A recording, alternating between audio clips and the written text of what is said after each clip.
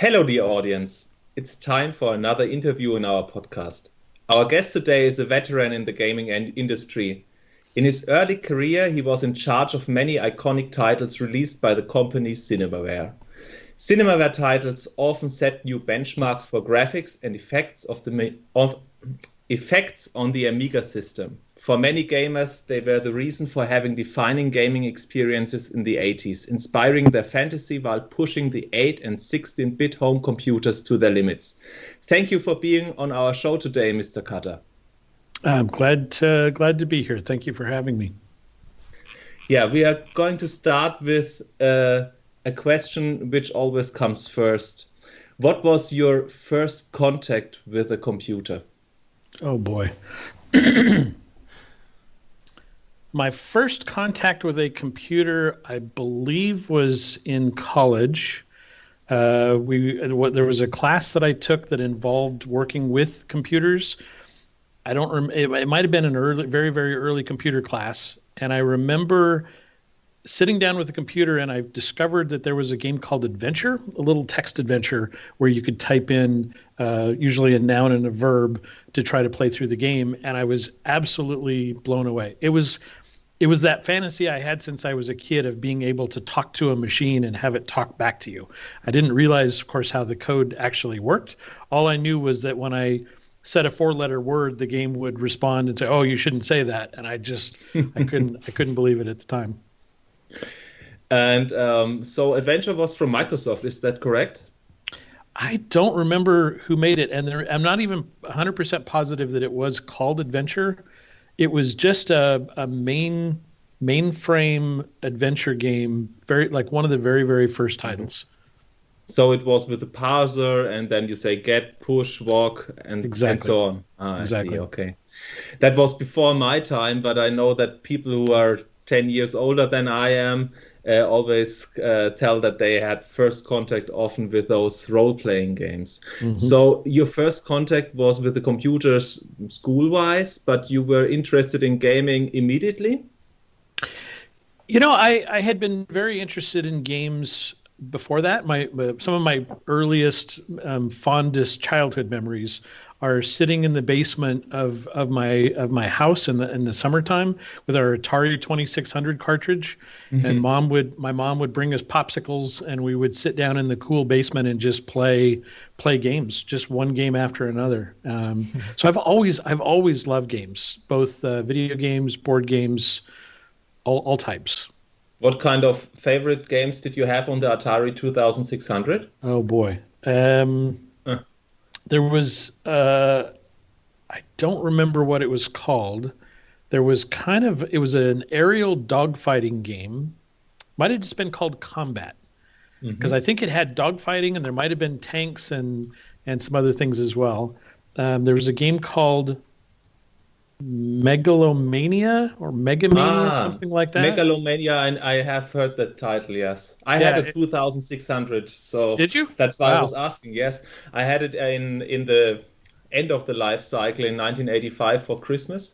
Wow. And I had some cartridges like Real Sports Soccer, Real Sports Tennis. Later on, I had Real Sports Boxing, and I had Missile Command, Falcon Patrol, and maybe half a dozen games or 10 or something like this. And it was amazing, but the problem was my cousins already had a Commodore 64. So they were one step ahead. Yeah. A little bit jealousy. Yeah, but it's interesting that those games made such a big impression, because when you think about them, they are very pure, and they are not that the graphic is not on the level which is the level the Cinemaware titles reached in the 80s. Right. So I think that's interesting that those pure games, easy games, fascinated you that much. Yeah, they really did. And it's interesting. I think maybe everybody goes through a period where they play games because okay, how can I say this? Because the gameplay is fun. Mm-hmm. And I feel like when you sort of get acclimated to games, you start to play them more, especially today, you play them more for the story. The game experience overall is fun, but it's because you're doing quests and you're being presented with different challenges and figuring out different ways to solve those challenges. But the minute-to-minute gameplay is things that most of us have done again and again and again, and that minute-to-minute gameplay just isn't really that much fun anymore. It's the entire experience. Yeah, it's more an evolution of the games, and I think it's unfair to say that classic computer game from the 80s, for example, the games you did, they are out of shape today. I think you'll have to look them as games of their era, and that's what we are doing, and we still love them, but most of the love comes from the memories of our childhood. Mm-hmm. So you do not forget about the feeling you had, the same way you described playing with the Atari 2600. That kind of feeling puts you back in time and makes you feel young again, or makes you identify with your youth. And that's why we're doing the podcast as well. So that's an important point for us doing this interview with you and other designers. Thanks. Yeah, I'm big into nostalgia. Yeah, we are too. The same for us. Where did you take your first steps into the gaming industry? Let's see. So back in 1983, I bought a Commodore 64. Mm-hmm.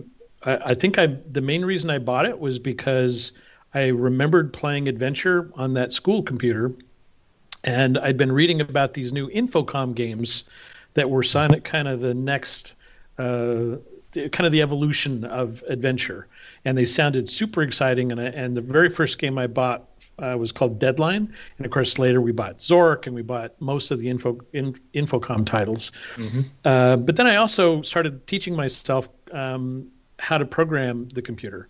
My very first home computer was called a Timex Sinclair 1000. I think it was maybe called a Spectrum or something in Europe.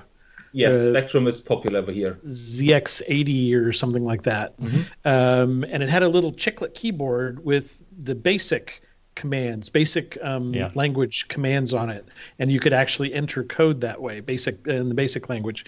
And so I wrote some of my first games, just very simple games on that system. And then when I got to the Commodore 64, I did a little bit of stuff with BASIC, but then realized that if I really wanted to make real games, I needed to learn assembly language. So I taught myself 6502 assembly, and got really, really, really excited about game design and games as a career, potentially. And I started talking to this guy, Troy Linden, who was working at a company in Santa Barbara, making Commodore 64 games. And he eventually, he was the first person that I spoke to in the industry. Mm-hmm. And I found out that there was another game company in that area called GameStar. And I contacted GameStar and I just said, I want to be part of the games industry.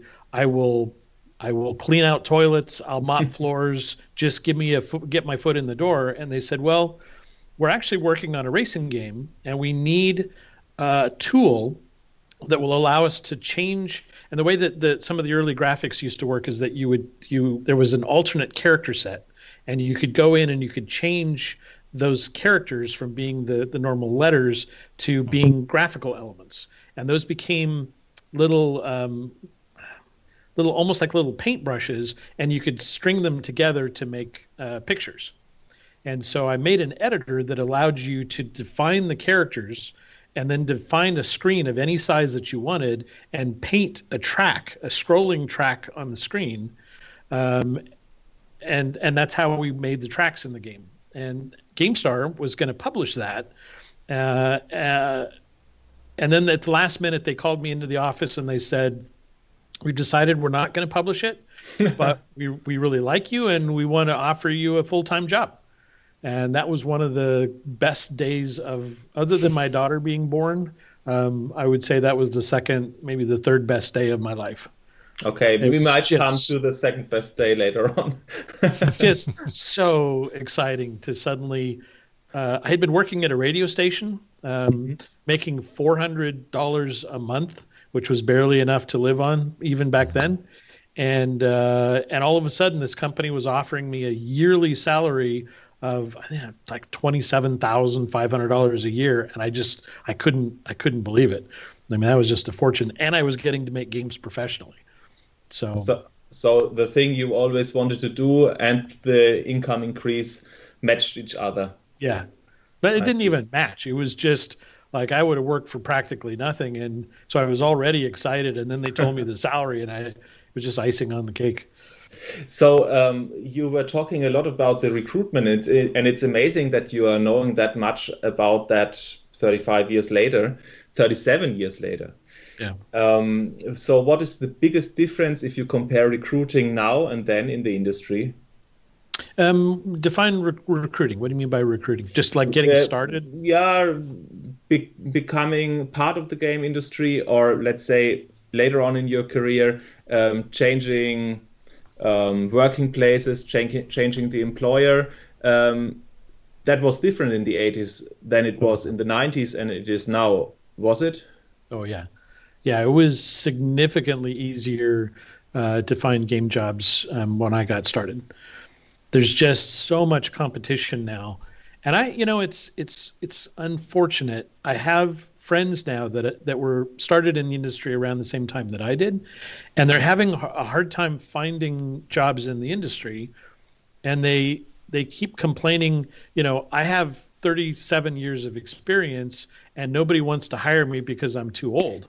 And I think that certainly may be part of it. But I'm a hiring manager at my current company, and if I have a choice between someone with 35 years of experience, but mostly in games from the and on platforms from the 80s and the 90s, or some person with 5 years of experience working at Zynga or working at a more current company, I'm going to hire the more current person every time. Mm-hmm. So it's not just about how old they are; it's about recent experience. But even then, we'll get 10 or 15 or 20 super qualified people. And at Wooga, we hire. In fact, there was something came out recently from our HR department. We hire 1% of the people that apply for jobs at our company. That's not much. The barrier is very high today to join the gaming industry in Europe or in common. Yeah. For sure. Now there's one point for GameStar Incorporation. I found your name. What kind of game do you link the name John Kid Cutter to? John Kid Cutter. Where have you made an appearance as John Kid Cutter? You mentioned, so GameStar was a very unusual company in that it was the early to mid 80s, and this company was specialized in making only sports games. Mm-hmm, that's correct. Which was absolutely crazy. So I'm going to guess that John Kid Cutter, because I don't remember, was probably a player in one of the games that we made at GameStar. We used to do that back then. Yeah, you have a really good memory because you were on Barry McGuigan boxing or Star boxing, the number 16 of the set list to become a world champion. Yeah, so I have kind of a funny story about that game. We didn't really have testers when we first got started. We would make the game and then we would test it ourselves. And then we would publish it, which always involved, making multiple copies of discs, and we had to do all the packaging and the manuals and everything else. There was code that made all of the boxers in that game more difficult, and you had to sort of work your way up to the champion, which in the United States was a Russian boxer, I think named something like Norris Nikolenko or something. And then when we did it for Europe, we used a real boxer, or that Cinemaware Europe used a real boxer, Barry McGuigan. But at least I can't say this is true for the European version, but at least for the American version, nobody in our office ever beat Boris Nikolenko. It just kept getting harder and harder, and we could get close, and we thought, there's somebody out there who's going to be a better gamer than we are. They're probably going to be able to beat him, but we want it to be hard enough. So, and I remember about 5-10 years later, someone was at a consumer electronics show, E3 now. Someone was asking me about Star Rank Boxing, and they said, what was the trick to beating Boris Nikolenko? I could never do it. And I said, I don't know. None of us ever did it. And his jaw just dropped. He was like, you released the game and you didn't even know for sure that it was possible to beat him? Yeah, I guess that wasn't real good, was it? It just didn't even occur to us at the time. I've read about the Starbucks ranking. No, what was the title? I played Barry McGuigan boxing, so I looked up the American name, and my brother beat the number one in the world. So really? we have a let's play on the YouTube channel, and you can beat the number one, but not for the North American version. I'm not sure about that. He didn't play that, and I played it on the C64, and I was always struggling when it became fifth, fourth, third. You had to beat, but my brother hasn't had a big problem doing the Let's Play for our channel. So it's possible to beat Barry McGuigan, but I'm not sure if you can beat your Russian Drago version of Rocky IV. I'm not sure. Yeah, I'm not sure either. I've read about the gaming design in your blog that you had implemented on the merchandising side, that it came up with Russian AI. Yeah, I'm not particularly proud of that either. I think it's great. So in the game, you could punch high or punch low, and you could block high or block low. And it was just at the beginning, it was just sort of random. Your opponent would block or not block a certain number of your attempts to hit him, and then he would sort of go up or down just randomly. And I had read something in a Scientific American about some researchers who had flipped a coin, and they were telling people, okay, we flipped the coin in its heads, we flipped it in its tails, then its heads, then its heads, then its tails, and they had come up with an optimal pattern to make it harder for people to predict what the next coin was, whether it was going to be heads or tails. So, for example, if it came up heads 3 times in a row, then most people assumed that it was probably going to be tails next time. Of course, as we all know, it's always 50-50 chance, but people feel like, oh, well, it's 3 times in a row, it's heads, it's got to be tails this time. And we took that pattern that they had come up with, and depending on where you were in the rankings, they would either not follow the pattern, or they would follow it more and more and more. And I came up with the brilliant idea at the time of putting a little bullet point on the back of the box that says we were using advanced artificial intelligence from Russia, because it was Russian researchers that had done the little coin flip experiment.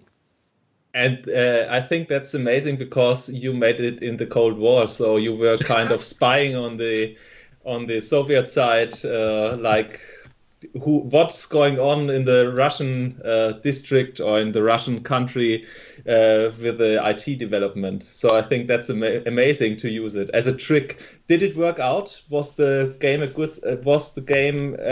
well selling, or? I think the game did pretty well. One of the things that it had pretty good graphics for the Commodore 64. True. Yeah. Yeah, it did well for us. It was hard to really know numbers back then. I mean, today we launch a game, and within minutes we start to see the sales numbers coming in, and we can track KPIs. But back then it was sometimes months before we knew whether a game was selling well, and that information didn't always make it down to the employees. Do you have a favorite game of GameStar? From GameStar? Yeah. I liked the baseball game, but my boss, Scott Orr, who later went on to be one of the key people in EA's sports franchise, he was the one that created GameStar. And he and I used to play TV sports was somewhere, on-field football, I think it was what it was called, something like that. And it was just a deceptively simple little 4 guys on each side instead of the normal number of players that you would see. And there were two things. You could either throw a long pass or a short pass, and you could defend short or long. And it's kind of what inspired the boxing a little bit, as far as punching high, punching low. Mm-hmm. And it was just awesome. Like, you were constantly trying to outthink your opponent. It wasn't like today, when you play a Madden game and you can choose from 70 different plays, and they've all got these strange names that you don't know what they mean. And when you're trying to choose a defense, it's a 4-3 defense with a double nickel linebacker slot set. And I'm a football fan, and I don't know what a lot of that stuff means. And over complex, yeah. Exactly. But in those early games, you would say, all right, he's thrown 3 short passes in a row. He probably thinks that he's going to throw a long pass. So I'm going to block against the long. But if he thinks that he thinks that I'm going to, and it was just great that way. It was just such a psychological game. Mind because games. if he chose long pass and you chose long pass defense, it was almost always knocked down. So it was a little bit like a rock, paper, scissors kind of thing. And it worked really, really well. And it plays in your head. That's the point why it's so amazing. Mm-hmm. Exactly. You always kept your foot on the sports segment as well. When you look at your career, you were working for ESPN, I saw, and on the Cinemaware side, you had the TV sports series and so on. So we will come to that later. But what made you go away from GameStar becoming the first employee of Cinemaware? You were employee number 1, is that correct? It's in more, yes. Yeah. Is it true that your wife gave you the final advice to join Cinemaware? Yeah, I'll tell you the whole story. So I was working at GameStar. I started out as a coder and quickly realized that there were smarter people to do the coding. I was really much more interested in the idea part of it and the game design. And then Activision purchased GameStar, and they said, okay, well, what does this guy do? He's an engineer. What does this guy do? This is an artist. What does John Cutter do? And they said, well, he's kind of general manager of the office. He does a little bit of game design, a little bit of coding. Oh, he's a coder. No, he's not really a coder. Does a little bit of this, a little bit of that. And I got laid off. They didn't really know what to do with me, and I got laid off.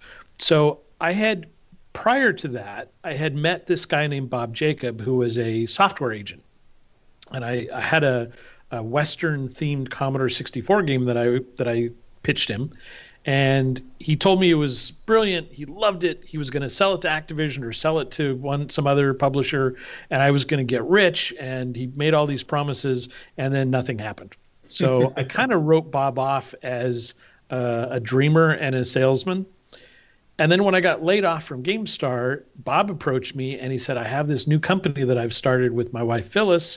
It's called Cinemaware, and it's going to be amazing, and it's going to set the world on fire. Greatest game. And I thought, okay, here he goes again. He's trying to sell me. And I told him I wasn't interested. But he kept coming back to me and saying, you need to come down and at least see what we're doing and talk to me. My wife was urging me. Probably, I think she was worried that I would take the job and it wouldn't be stable, and she was always very much about stability. And she was telling me no. And Bob said, just come down for an hour. Bring your wife with you. And I thought, all right, fine. So we went to the Cinemaware offices in Westlake, California, and I had never seen an Amiga to that point, which is one of the reasons why I agreed to come, because I really wanted to see what this new computer was all about. And Bob led me and my wife, Melanie, into this little narrow room that had 4 Amigas set up in it. I think it was just like for testing. Didn't have any windows, and he turned the lights out, and he loaded up the Defender of the Crown title screen. And again, I mentioned earlier about my jaw dropping. My jaw literally, I had never seen anything like that before. So this was supposed to be an hour-long interview. We were 5 minutes into it, and my wife saw that, and she looked over at me and went, "Take the job." It was that impressive, and I accepted the job, and it was probably one of the smartest things I ever did. Yeah, it was phenomenal. And yeah, I was the first employee. Bob and Phyllis were working with a couple of development teams and a designer, and they were working, and they were all contractors. So there was no internal staff initially working on any of the Cinemaware games. And Bob was looking for somebody that could come in and call people and just make sure that everything was running effectively and things were going well. People who are doing a general job, so not just being a specialized person, programming only. So he needed someone with an overview. Yeah, these were all contractors. We had one guy, Bill Williams, who was just a crazy genius that lived in a geodesic dome in Minnesota, and he did Sinbad and the Throne of the Falcon. Did everything. He did the sounds, he did the art, he did the programming, the game design, the whole thing himself. Sculptured Software was initially doing Defender of the Crown, and Jim Sachs, who was in another state, was doing all the art for the game, and he hired a guy named Bob Lindstrom to do. I think Bob did the music for that game. Actually, might have been a different composer. I know we were working with Bob, but I don't remember if it was Defender. And then we had another company. Actually, Sculptured was also working on a game called SDI for the Atari ST computer. That was Strategic Defense Initiative, kind of the Ronald Reagan Star Wars program. But they were all contractors, and Bob hired me initially as a producer. And then we started to bring things in-house, and he moved me, changed my title to Director of Product Development. And I think I did that most of my career at Cinemaware, as well as doing some game design. We have all to admit that Defender of the Crown was jaw-dropping. My memories are I saw Defender of the Crown at first in the German television in a show called Computer 2000. And I saw the scene, the raid on the castles, the sword fighters, and the shadows on the wall in the back. And after that, I was so obsessed to get an Amiga. My parents had no quiet minute after that. It was really, really great.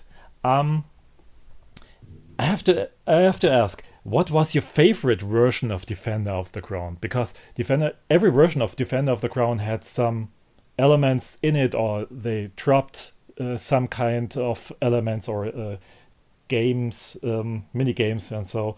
At first, what was the reason for this variations? And I asked what was your favorite? I would have to say that the Amiga version was my favorite, just mainly because it was the first one. It was the original. We made some changes, partially, I think, primarily because of technical issues. Like when we first started making Defender of the Crown, I just thought there is no way that anybody could ever do this on a Commodore 64. And then after we finished it, we started to realize we would never have shot this high. But now that we've looked at it and we've really thought about it, we realized, yeah, we probably could do a version of this. It's not going to look as good, but it can still look pretty darn impressive. And the Commodore 64 version actually did very well for us. Yeah, I played it first on the Commodore 64, and I was really impressed, and I played it in the late 80s. So Defender of the Crown already has been on the market for a few years in that time. Yeah. And compared to the Amiga version, which I saw much later, I must admit that the graphics are much more better on the Amiga system. But I think the gameplay, I'm not sure. I think the Commodore version is a bit rounder because it was released later, was it? I would say that's true. Yeah, well, here's the other thing that happened with Defender of the Crown. I mentioned that Sculptured Software was working on Defender. It was not going well. They were missing some milestones. We just weren't happy with the quality of their work. So one of my first jobs as a new producer at Cinemaware was I had to fire Sculptured Software. Bob and I then flew to San Francisco and met with one of the architects of the Amiga computer, RJ Michael. And RJ said that he would give us 3 months to start from scratch and make the entire game. And he said, I'm not kidding about the 3 months. October 1st, which is when we needed to be done for Christmas, October 1st, I cannot and will not work on the game after that. But he pulled it off. He was so militant about making sure that he got the job done that and you have to remember, of course, this was also before the internet. So whenever Jim Sachs would finish artwork for the game, he would zip it up in a FedEx envelope and then drive it to the airport, usually just getting there in the nick of time. And then it would get shipped out overnight to Kellen Beck, who was the designer of the game. And Kellen would drive it over to RJ Michael's house or his apartment and slide it under the door. RJ told him, I cannot talk to you. It'll be a distraction. We'll start talking about other stuff. I can't do it. I have to keep working. So Kellen would kind of knock lightly on the door and slide it under, and then he would leave. Yeah, that was the analog world before the internet. And I think that's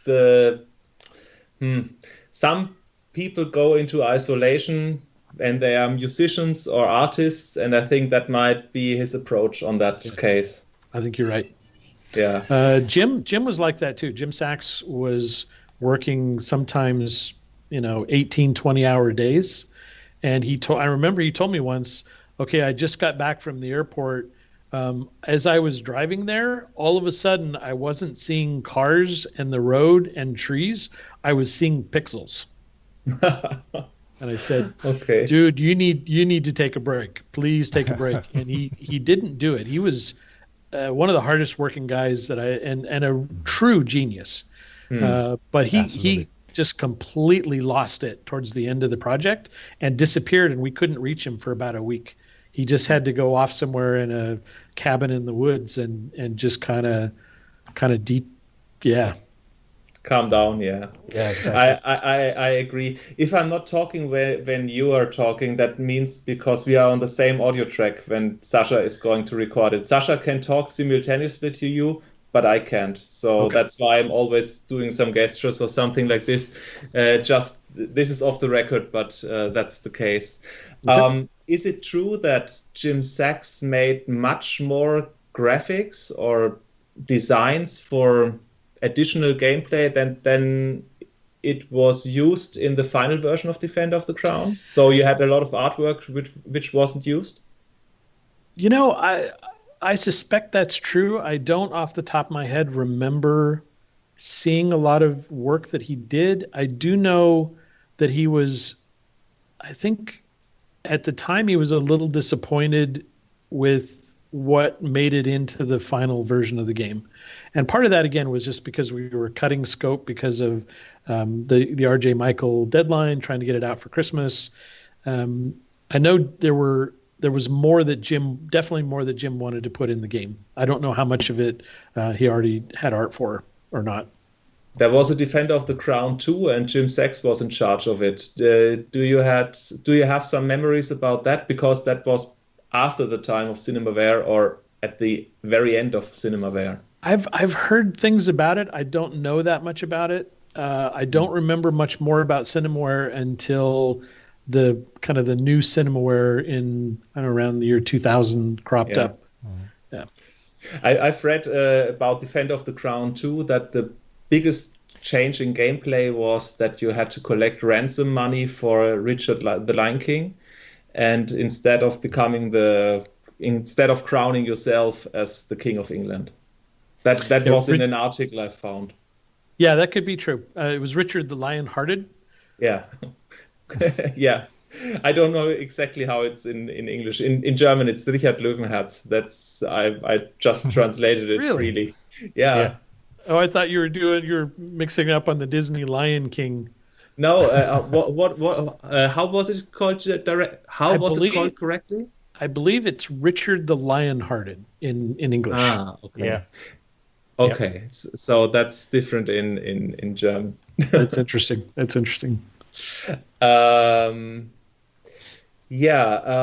So the Amiga started fresh in 1986, and first games were promising, but Defender of the Crown showed the world what that machine was capable of.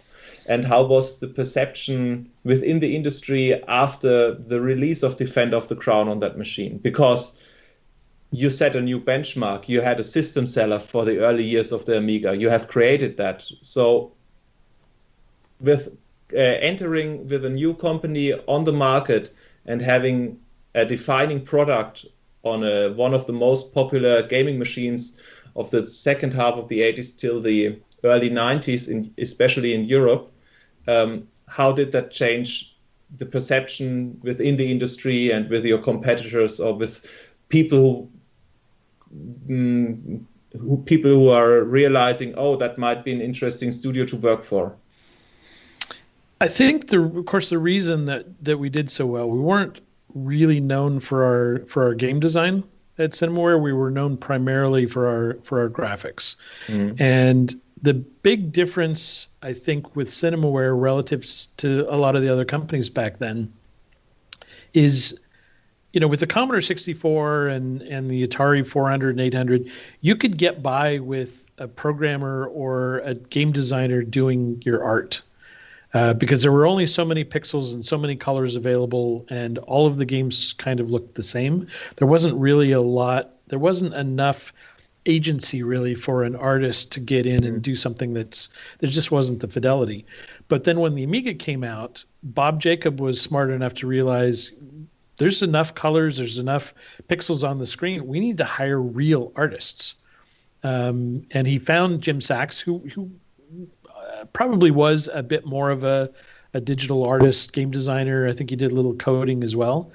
But his art was so good that we realized when we started hiring artists at Cinemaware that we didn't want designers that could kind of draw. We wanted real artists. And we actually hired people that didn't know how to use a computer. We trained them how to use the computer. And I think that's what made the big difference. And when the games came out, I mean, it was such an exciting time. Everybody would come to our booth at the shows or sneak into our hotel room when we were doing private demos of some of our games. We were the industry leaders there for a little while. I've read that Sid Meier was sneaking around on your booth as well, and you didn't realize him? Yeah, Sid, that was such a surprise to me because I didn't really think about being starstruck by someone from the games industry. It was the second or third day of the show, and my feet were killing me, and I'd been demoing the same game over and over and over again. And the show was kind of winding down, and some guy wandered over, and he had a MicroProse badge on. And so he was a little short guy, and of course, no internet. I had never really seen a picture of Sid Meier, so I didn't even think about that. I just assumed it was somebody from marketing. He didn't look like a game nerd or a programmer or something like that. And he was there with a woman, I assumed it was his wife, and he said, I'd like to see the game. And I said, oh, sure. And I was showing the game, and I did my little demo, and I got done, and I said, so you work for MicroProse? And he said, yeah, I'm Sid Meier. And I took about 3 steps back. It just involuntarily. I didn't expect to react that way, but yeah. It just really, really surprised me. Was, oh my God, I can't believe it. And then I didn't know what to say to him after that. Yeah, he's really an iconic person, especially talking about the simulations and the strategy games he made. Yeah. So one of some favorite games of mine he has designed. And yeah, I think it's amazing to meet someone. And he was very friendly. Do you remember the game you showed him? I don't remember the game. I do remember him being friendly, but I think when he just smiled and talked to me for a minute and then said, well, I got to get back to the booth. So you never had a chance to bewerben, Sascha heißt? Pick his brain or... No. I will look it up to make to apply for the job at MicroProse for working for Sid Meier. No, I didn't get a chance to do that. Didn't even think about it at the time. Of course, I was very, very happy at Cinemaware when we were on top of the world in those days. Mm-hmm. Sascha, will you ask something? I would like to get to Rocket Ranger next. Okay. So before Rocket Ranger, I have a question about Defender of the Crown. So I talked about Defender of the Crown being developed when Cinemaware already declined or went to the end of its existence. So why did you never show up with a sequel? I know there's Lords of the Rising Sun, but that's set in the Far East Asia region, Japan. So why didn't you go out and do a sequel? You were in so many movie genres, like the horror genre with It Came from the Desert, and the comic genre with Rocket Ranger, which comes up when Sasha is going to ask you. And you had the medieval age, and you had the mythology with Sindbad, and the SDI was, I don't want to say science fiction, but inspired by the Cold War and Ronald Reagan and all that era. So you tried out so many things. Wings, for example, in the end of the lifespan of Cinemaware. Why was there never a successor of those games, a real successor? Before I answer that painful question, I have a segue, kind of a connection that I forgot about. So earlier we were talking about Star Rank Boxing.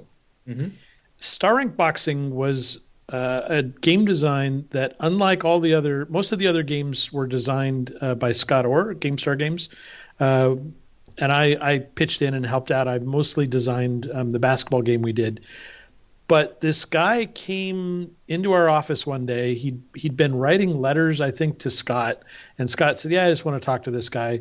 And I can't remember what state he was from, but he came in with a cowboy hat on and a big mustache that kind of came out and curled up at the ends a little bit, and cowboy boots. And he just did not look like a game person at all. And he said, I want to do a boxing game. And I said, all right. But he had some screens that he had done, and he turned out to be a pretty good artist and a good designer. And the boxing game was actually his design, and most of the artwork he did as well. When I moved to Cinemaware, I hired the same guy to do Lords of the Rising Sun. So he was the game designer for Lords of the Rising Sun, working with an engineer named David Todd, who was from the aerospace industry, and that's a whole other story. But anyway, to get back to your question, so the reason there was not a sequel to Defender of the Crown was my fault. Back in those days, when there was a game that was successful, companies would usually hire a different team to make a sequel to it, because sequels never sold well. There were hardly any sequels in the early days of the game industry. And so companies would spend half the amount of money that they did on the original title just to get something out there, because they knew that a few people that liked the original would buy the sequel, and because of that practice, the sequels were always terrible, and that just propagated this problem that sequels, this sense that sequels were bad and nobody would buy them. So I didn't want to do a sequel. Bob more than once came to me and said, we should do a sequel to Defender of the Crown. And I always told him, no, let's do the next big thing. Let's do we could do Wings flying with World War I. And I was always more excited about taking the next step and doing something brand new than just doing a rehash of something that we had already done. Now, when you were talking about successors, I agree. There are close to no games I remember which were remarkably better in the second version. Pit Stop 2 is one which comes to my head, but I do not know too many games which were better. Impossible Mission, for example, the second part is worse than the first part. Yeah. So there you have a lot of examples where you were right, or Winter Games from Epix, and the second Winter Games episode was in the 1988. I mean, after they released the first wave, it declined as well. But I think today the industry works completely different. Now you push so much money and resources into sequels, and Defender of the Crown was one of the most famous titles which was released in that decade, especially if you look on the Amiga. So I think it would be worth taking the shot. But generally, I think you were right. And you had the data in the time, and the time have changed. So I think it might be unfair to say that was your mistake. But it was my decision not to do it. And I think when Bob and I have sort of looked back at the final days of Cinemaware and what could we have done differently so that the company could have stayed in business. There were two things. One, we should have made a sequel to Defender of the Crown. And the other thing was that we were doing a PC version of TV Sports Football that really needed to be done for Christmas. And we missed the Christmas deadline. And that was the final straw that kind of put us out of business. I understand. Do you think, as a company, Defender of the Crown was the biggest seller Cinemaware had in its lifespan? I think it were 15 games in 6 years, so that was quite a high output. But is it hard to know that the first product you have released was your most successful one? It was definitely the most successful title that we did. I think partly because it was the first game that had such unbelievable graphics. So even though I think we made better games later, people had sort of gotten used to the fact. And of course, other companies picked up on what we were doing and started hiring real artists. And then the graphics for their games began to improve as well. Yeah, so they catched up. Yeah, we never really were able to make that same impact that we did with the first title. So you had, in 6 years, you made 15 games, and that's quite a high output. Were there titles not released by Cinemaware which were in development? Yeah, I remember there were a few, and my memory was that we had more like a dozen games. I know there are sometimes games that are attributed to Cinemaware that we didn't actually create. Okay. There was one game that we were working on called Killer Be Killed, and that got canceled. Something like Spy versus Spy? No, I don't even remember what the game was going to be about. It was a spy game, but it wasn't like Spy versus Spy. It was more of an adventure action game, if I remember correctly. Okay. And I'm sure there were a few others. I'm not thinking of them. And how many games did you develop parallel to each other? Because when you say, 6 years, 15 games, that means all 5 months or so you had to release a game when you look back at the time span. So do you remember projects which were existing at the same time in development phase? I can tell you, of course, when I joined Cinemaware, we had 4 games in development: Defender of the Crown, SDI, Strategic Defense Initiative, Sinbad and the Throne of the Falcon, and a Macintosh game called King of Chicago. Yeah. So the funny thing was, all 4 of those games were in development at the same time. And then after that, while we were working on Rocket Ranger, we were also doing the Amiga version of King of Chicago. And then after that, the Commodore 64 version of Defender of the Crown. And so there were different versions and SKUs of all of the different titles that we were working on that just seemed like they were all happening at the same time. Okay. So, but you didn't source it out. You transformed, or you emulated it to the other platforms on your own.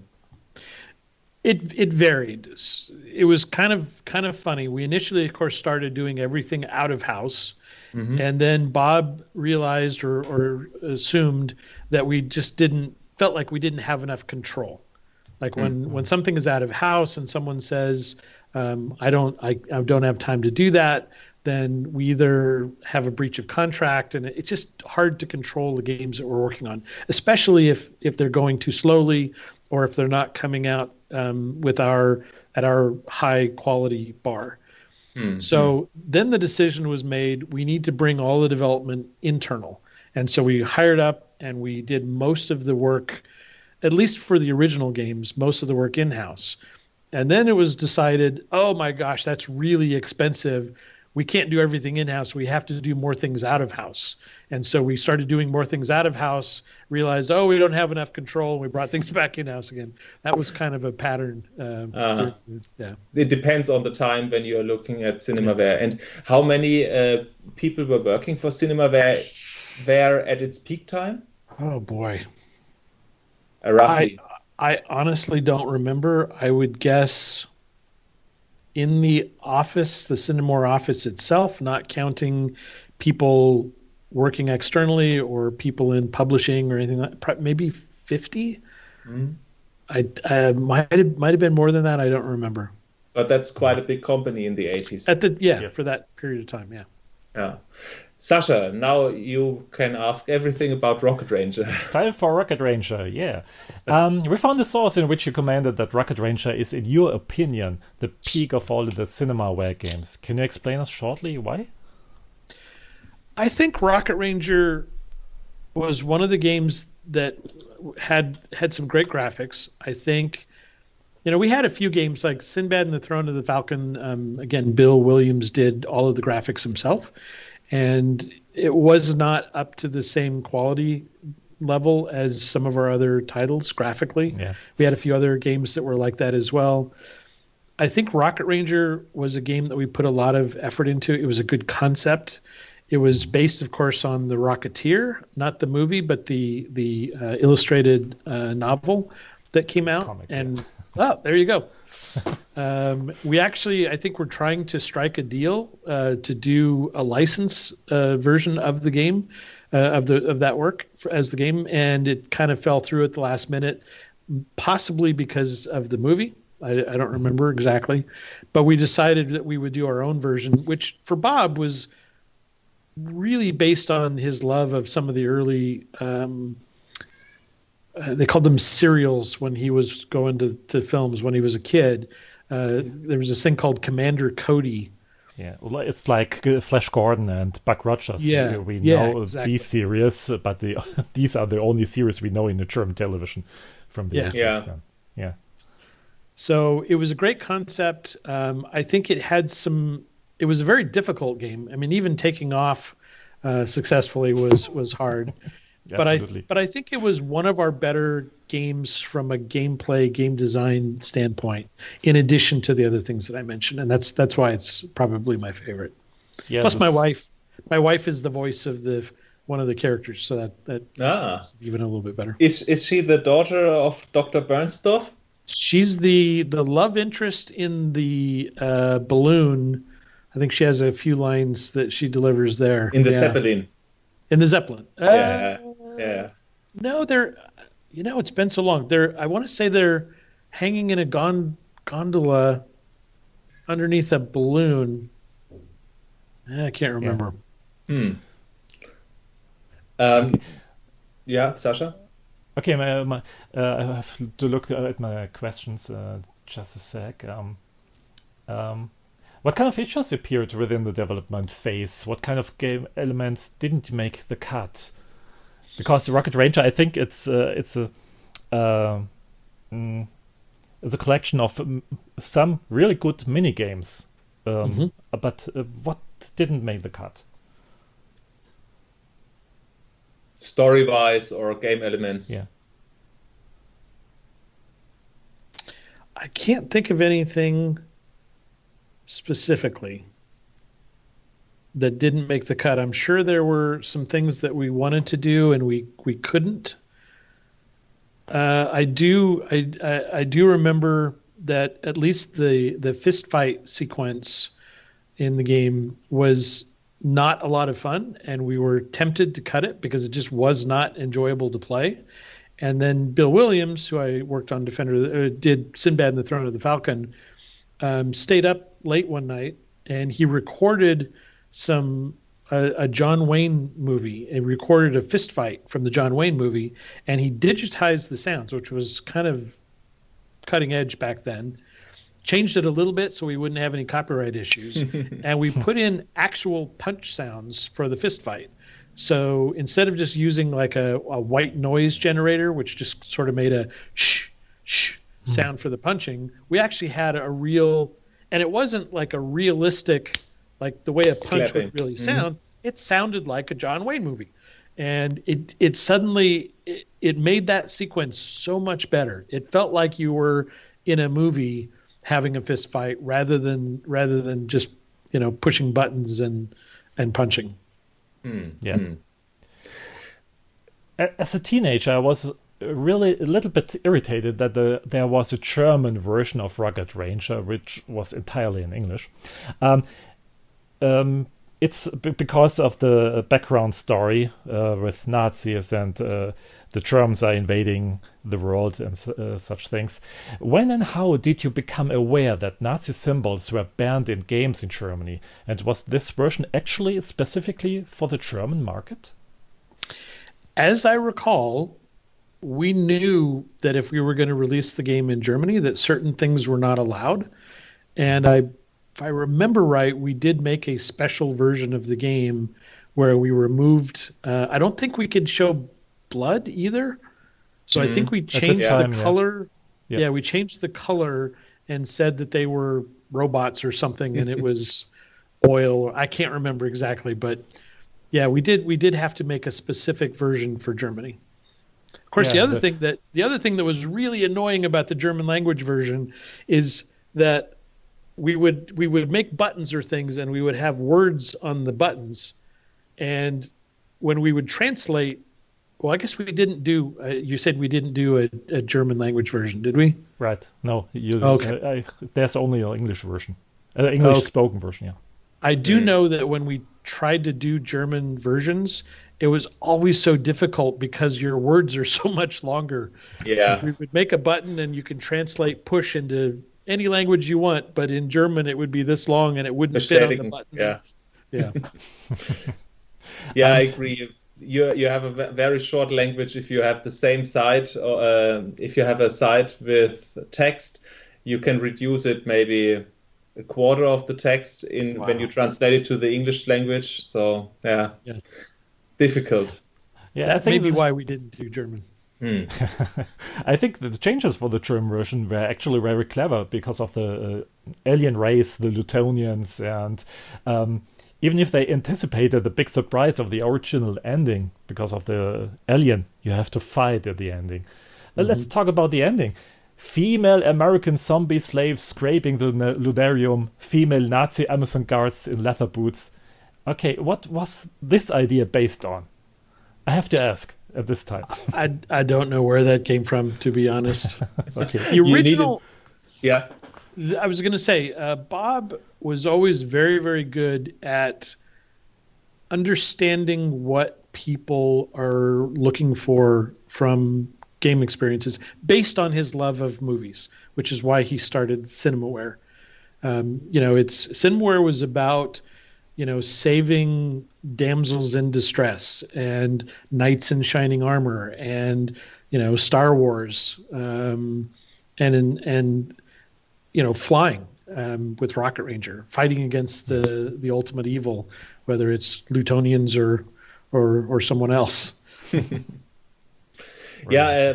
Talking about the role of the woman in your games, it's difficult when you look back, is it? Yeah. You couldn't do that today. No. It's even the Defender of the Crown, and that was very exciting for me as a young man to go and watch I don't know if you remember some of the early posters that we did. There was one said, "To the victor goes the spoils," and it showed this very attractive woman in a low-cut shirt, and she's holding her hand out, and all of that would not fly today, and I'm a little bit embarrassed by some of the things that we did back then. Yeah, it's funny, but it's in its time it was okay. Yeah, in its time, it was more acceptable. Yeah, that's what I meant. Yeah. Did you see Iron Sky in the past? The movie Iron Sky? I believe I've seen it, but it was a long time ago. Okay. One thing that I did notice just a couple of days ago was someone made. I was looking. Halloween is my favorite holiday, and all week long I have been watching scary movies and watching things about Halloween and early monster movies. And again, partly it's nostalgia. And I was on Amazon Prime and suddenly came across a movie called It Came from the Desert. And I laughed, and my wife was in the other room. She said, "What's so funny?" I said, "There's a movie called It Came from the Desert. That's the exact same name as the Cinemaware game." And then I read the description, and it says it was based on the early Cinemaware game, It Came from the Desert. but Yeah. don't watch it without enough beer. Okay, It's you've really, seen really it? bad movie. Yeah, a little bit of it. I it's didn't horrible. watch it. Not even I was funny.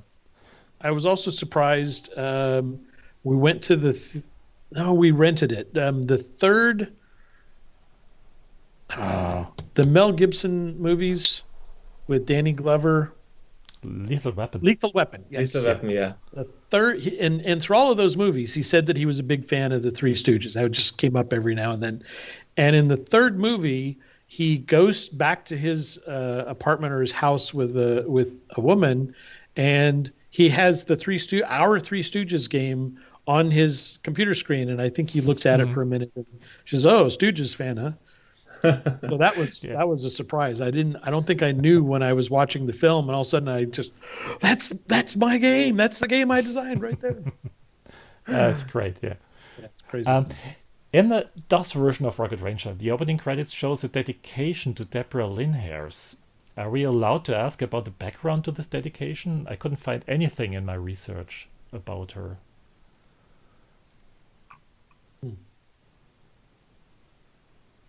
I honestly don't remember. Okay. No. The name sounds a little familiar, but it doesn't ring a bell. Okay. I've got a question because you said Rocket Ranger was you had some negotiations with Disney about Rocketeer using the same name of the brand, and you were talking about the Three Stooges lately. It's a kind of different game within the area of Cinemaware, and I think it's the only official license you had. Is that correct? I believe that is correct. Yeah. So why didn't you work with licenses? You could have a Ivanhoe license or Robin Hood license, or let's say the Untouchables license for King of Chicago. I know it's 1987, the Untouchables, but you had a variety of movies which you were transforming or transmitting to the computer, and you had that feel when you were in that back in those days that made you like, wow, I'm really playing a movie. My computer speaks to me, for example, at the Three Stooges, and I want to play that just because of the graphics and the feel. So it should have been worth an investment. Why didn't you do it more often? Because when I look at Three Stooges, it's a quite old license already in the 80s. I'm not sure why Bob wanted to do the Three Stooges as our only licensed game. I can say that I think we were trying to do interactive movies on the computer, and we didn't want to be perceived as a company that was simply remaking existing movies as games. Like we really wanted to be we wanted to make interactive films of our own design and we wanted to create our own intellectual properties. Mm-hmm. So about the same approach Lucasfilm Games had in that days. Yeah, well, I see. Of course, Lucas did a lot of. I mean, they did the indie games, but they did have some original titles. I'm sure it was. But later on, when you think about Manic Mansion, Zack McCracken, Monkey Island, and then they had, of course, the Indie 3 and Indie 4 games. But Loom or some games like this were kind of unique brands which were not supported by Star Wars franchises or something like this. When you look back on your career, I've read also in your blog, which is amazing, and you should read it on johncutterdesign.com. You've reinvented Zack McCracken years later. Is that correct? Not exactly. So after Cinemaware, I worked at a company called New World Computing. They did the Might and Magic games, among others. And they hired me as director of product development. And I worked there for 3 or 4 months. To be honest, I wasn't very happy. I was just managing people.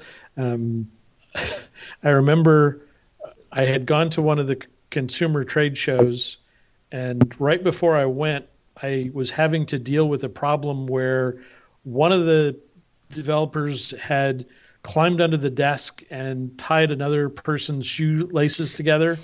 And the other person was really angry, and I had to sit them down and talk to them. And I thought, this is not what I wanted to be doing with my game career. I want to make games. And I ran into a guy named Jeff Tennell, who was from Dynamics, and he said, "You're John Cutter? You worked at Cinemaware, right? You did those games?" And I said, "Yeah." And he said, "I'm looking for somebody that can come to Dynamics and be responsible for making a game fun." And I said, "So like a producer?" He goes, "No, not a producer. Your entire job is just to make sure that, come up with a fun game and make sure that it's fun." And I thought, how much do I have to pay you for this job? So I left New World. I went to Dynamics, and I got into one of those conversations early on with Jeff where he said, "What game do you want to make?" And I was nervous, and I said, "Well, what do you need? What kind of game do you want me to make?" He said, "Well, no, what do you want to make?" And I said, "Well, what do you want me to make?" And we went back and forth like that. And he said, "Just come up with something." So Dynamics was making adventure games. They were owned by Sierra, and Sierra had all of their adventure games, and Dynamics was making some as well. And I thought, I need to come up with an adventure game, and I wanted something kind of crazy. And I said, what if I came up with a design for a character who works at like a tabloid newspaper, and then we could have all these crazy stories about, my poodle jumped into a military jet and bombed some other country, and just crazy stories. And I wrote a pitch, and I took it to Jeff Tennell. He wasn't in his office, and so I set it down on his desk, and I left. I was feeling very happy and proud of myself. And I ran into a friend of mine, and he said, "How's it going?" I said, "Well, just pitched this game." And I told him about it, and he goes, "Oh, that sounds exactly like Zach McCracken." And he told me about Zach McCracken, which I had not played yet. And I just thought, crap. And I ran back upstairs to try to get the game pitch off of Jeff's desk before he could see it. And I couldn't find it. And I was literally rifling through papers on his desk. And all of a sudden I thought, oh no. And I looked up, and he was standing in his doorway, just looking at me, going through all of the papers on his desk. And he kind of held something up because, "You're looking for this?" I said, "Yeah, please don't read that." And I took it off. And I thought I was going to get fired, but you were lucky. You stayed 3 years with Dynamics. So I saw that you were working on the famous RPG Betrayal at Crondor. That was kind of a new genre for you. So we will talk about that as well as about the sports games you did later on. But you had I will start. I will cut this.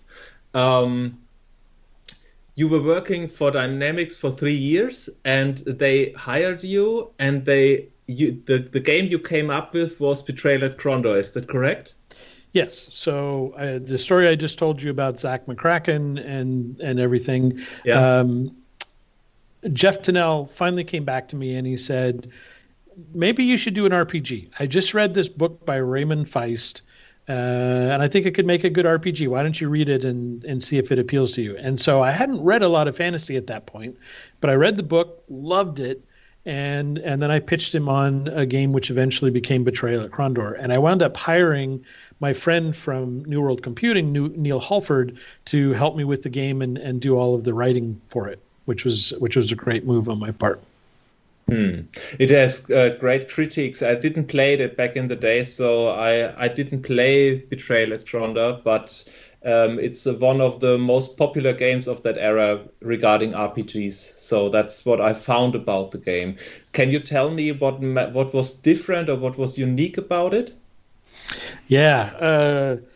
So the game was based on the book series. Like Cinemaware, we did not want to do a retelling of a story that fans of Raymond Feist already knew. So we wanted to do something brand new. So he had written this series of books called the Rift War Saga, and we wanted to make sort of like what the next book might be in that series.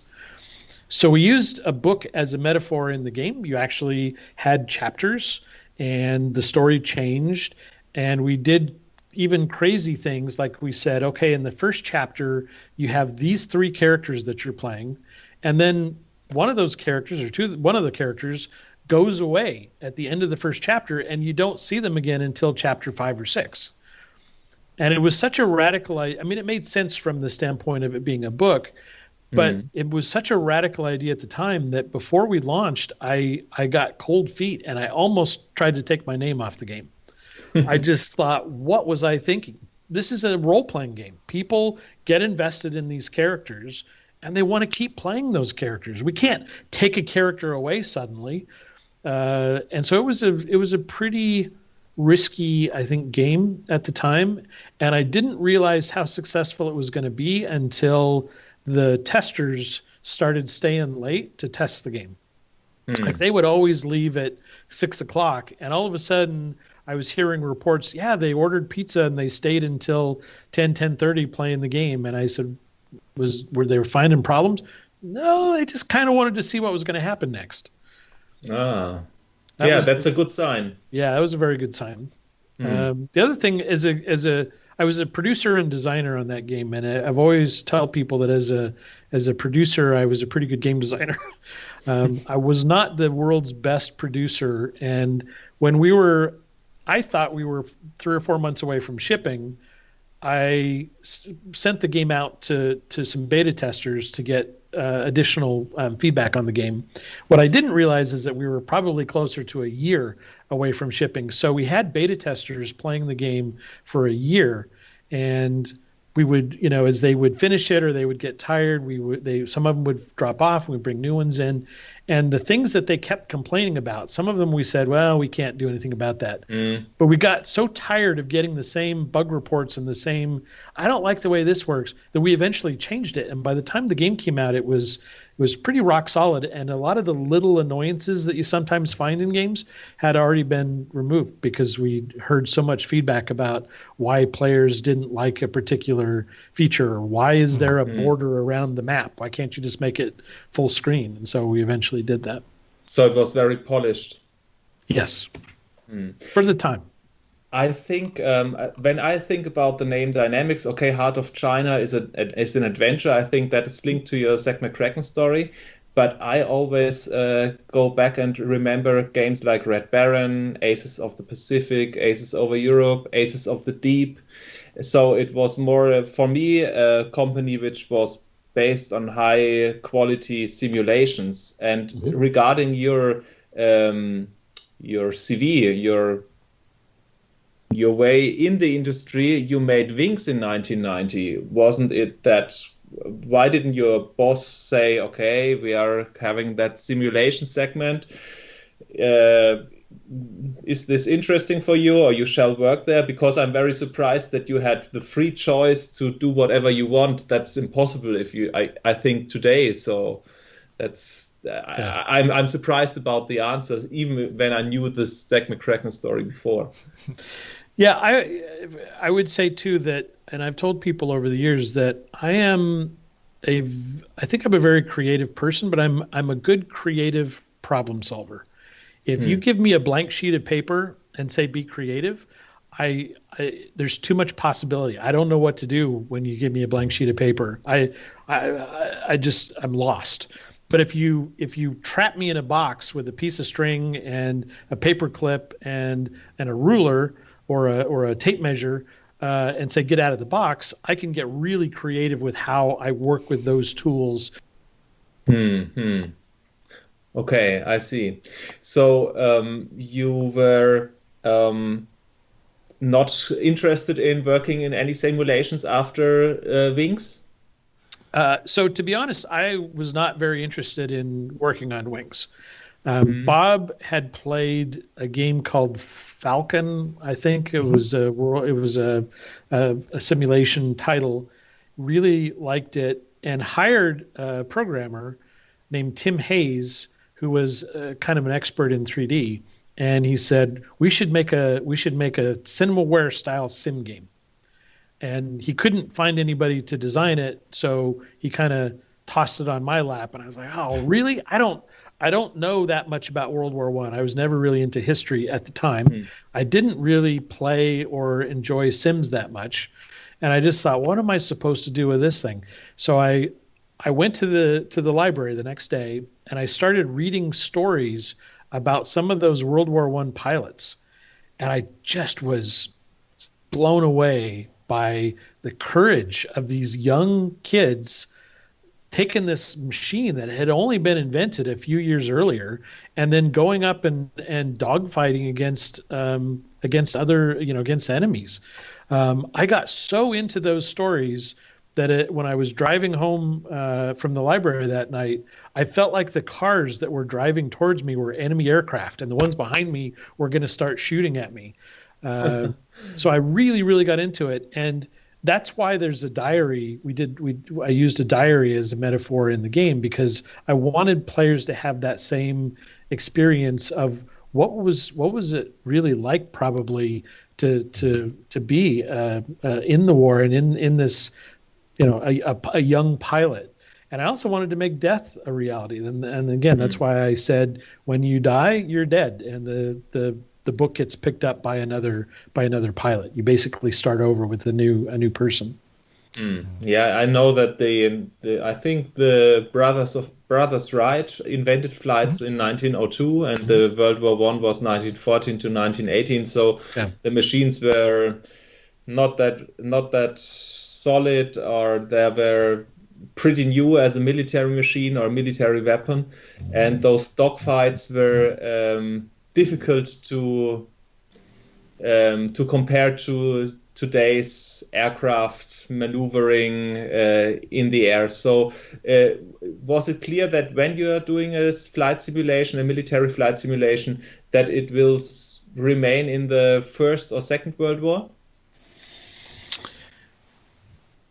I don't know. I don't know if that was my suggestion to do World War I or if that was Bob's. Okay.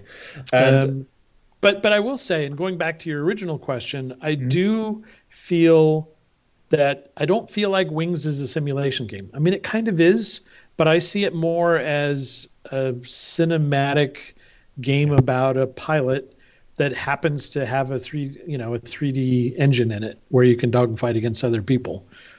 Yeah, I agree. And so I would say, like, doing a realistic simulation title was not something that I felt in any way capable of designing, which is why it probably never occurred to me when I was at Dynamics to pitch that kind of a game. There was another department at the company at the time. Damon Sly sort of led that group, and they did all of the simulations, and I don't think it was even on the table for me.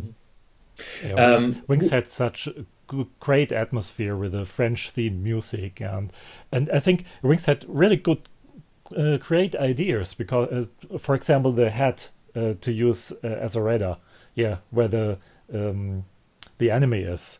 I think it's a great idea. Even today, you didn't have any signs or something like this pointing left or right.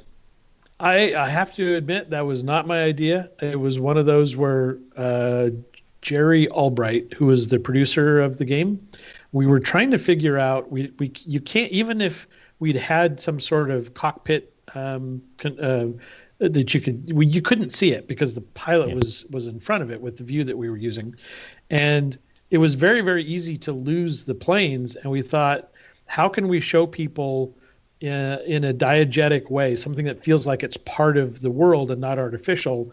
How can we show people where the enemy plane is when you can't see it? And we did talk about using arrows or something like that. And then Jerry brilliantly said, we should just have the pilot turn his head to look.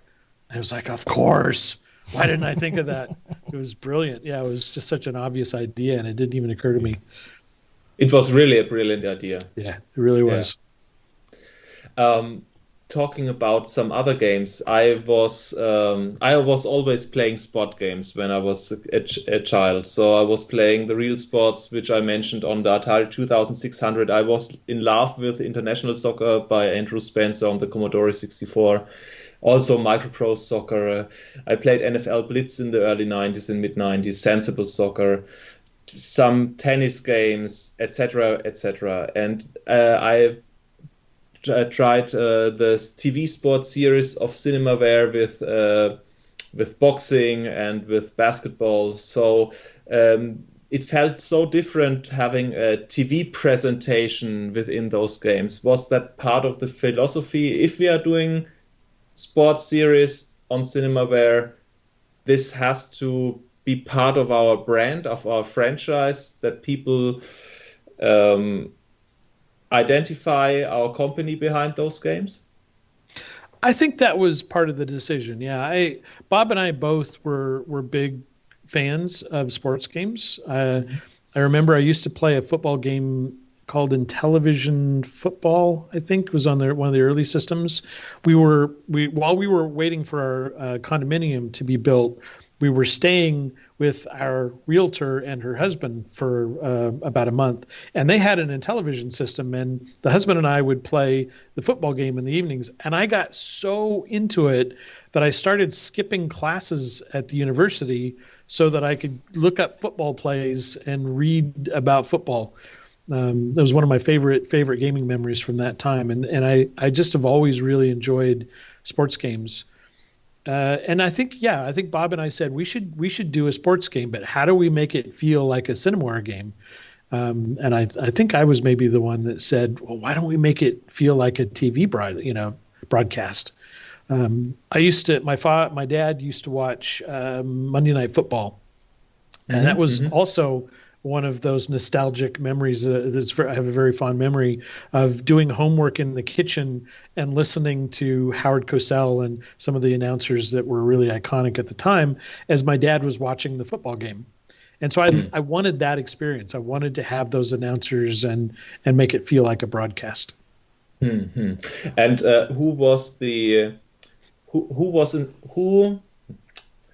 there's always the moderator, Turk McGill. Who was the idol? Who was he remodeled after? He was actually modeled after one of the programmers. Oh my God. He's probably my best friend from Cinemaware, and all of a sudden I'm forgetting his last name. Larry Garner? I believe Larry Garner. And Larry went on to he did the programming for the football game, and then he also designed, I helped somewhat, but he designed and did the programming for the basketball game. Ah, I see. Okay, that's the one I've played. And I think the first thing which pops up to my eye, because we've replayed most of the titles we are talking about, and you had a stat line for every player and for the whole presentation with some shows in the pause, and you had a TV announcement of that. So that had a very modern feel. I know that it's a game which is 30 years old, but looking at the current generations like FIFA, Madden, NBA 2K, etc., they all have implemented those ideas you had in the early 90s. So it was. I would like pioneering. I would like to take some credit for that, but I think it was just kind of a natural thing. Actually, the very first basketball game that I worked on that I designed was at GameStar, and I was the first, as far as I know, I was the first person to ever put league play into a sports game.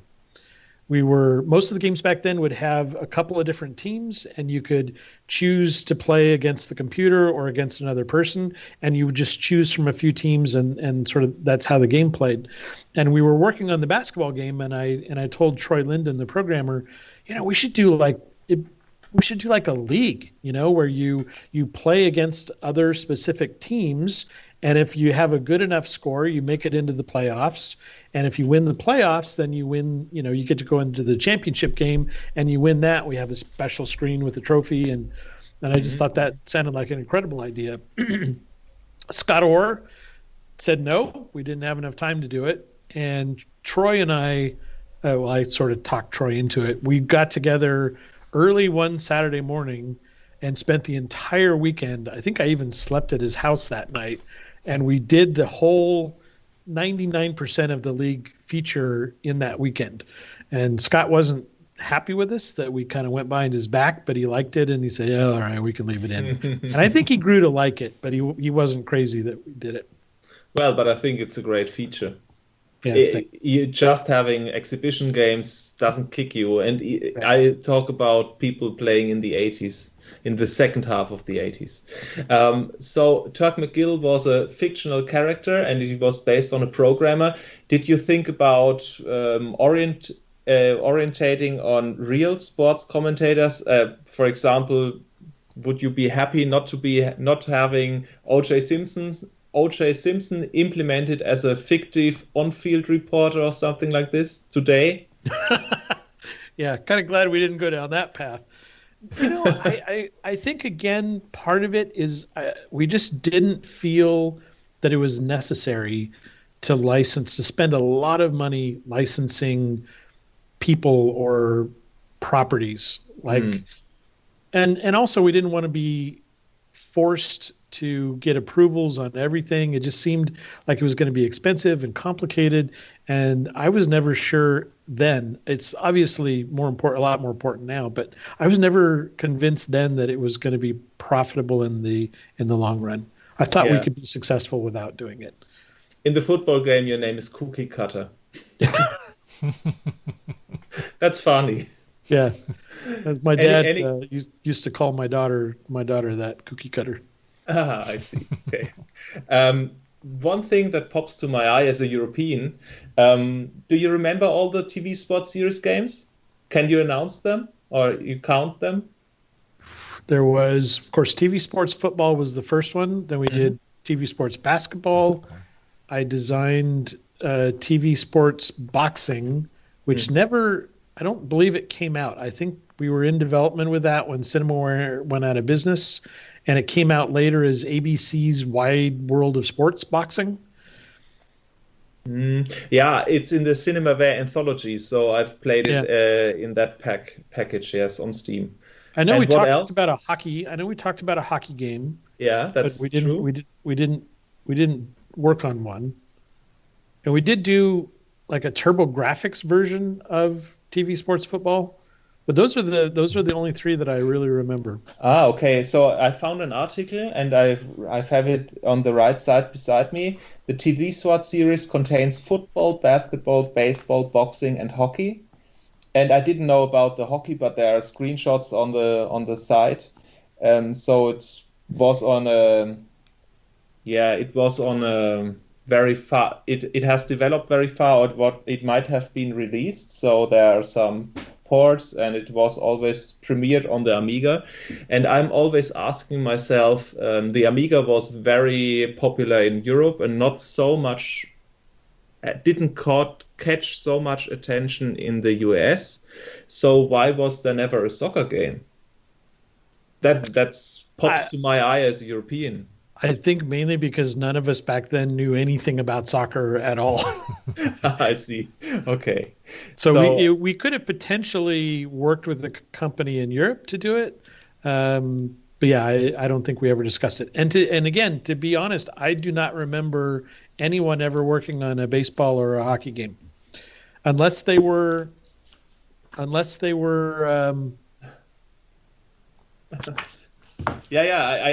wait. Yeah, no. I do remember now. There's a guy named Don Daglow who had worked on Earl Weaver baseball, and he did come in to talk to us about a baseball game. I don't remember if it ever actually came out or not, though. It's in the package when you buy the Cinemaware anthology 1986 to 1991. On Steam, it's implemented in that version, and you always have the decision to play the Amiga version or the computer version of the IBM PC. And there are pretty big differences in some of the titles regarding the graphics and the presentation. But I think at its time, the sports games looked very good from the feel and from the gaming perspective. Today, several generations later, they are kind of arcade games, and you need to play them with a retrospective nostalgia glasses on your eyes. Yeah. In the past, I only played TV sports football because of the presentation. The game was absolutely unknown to me. I saw the tactical movements, and I never won any game, but I liked the Europeans presentation. didn't know anything about American football until the late 90s. Yeah. Just the basic rules right now. Yeah, we knew that one wasn't going to do well in Europe. Mm-hmm. Did it do well in the US? It did, and again, I think one of the things that caused Cinemaware to ultimately go out of business was the fact that we were late on the PC version of the game. We really needed it to get out for Christmas, and I think we may have been doing that version out of house, and the company doing it just fell behind, and they weren't able to deliver. I think a big problem for me from the outside looking in, the Amiga was always the primary system you were releasing for. Well, is that correct? So in your mind? Certainly early on. We did slowly transition, I think, to PC being the machine that we were planning to start developing our new games for PC, because it was what was selling the most titles. But that was right at the point where the company shut down. So the decline is also with the rise of the IBM PC or the x86 PCs and the decline of the Commodore home computers. Yeah, that's part of the reason why Cinemaware couldn't exist any longer. Correct. Okay. We haven't talked about It Came from the Desert. And if you look on our channel, on the YouTube channel, you see in the intro sequence, which was done by Sasha, a short segment of It Came from the Desert, like half a second. So what kind of memories come up to your head, except Halloween, when you think about It Came from the Desert?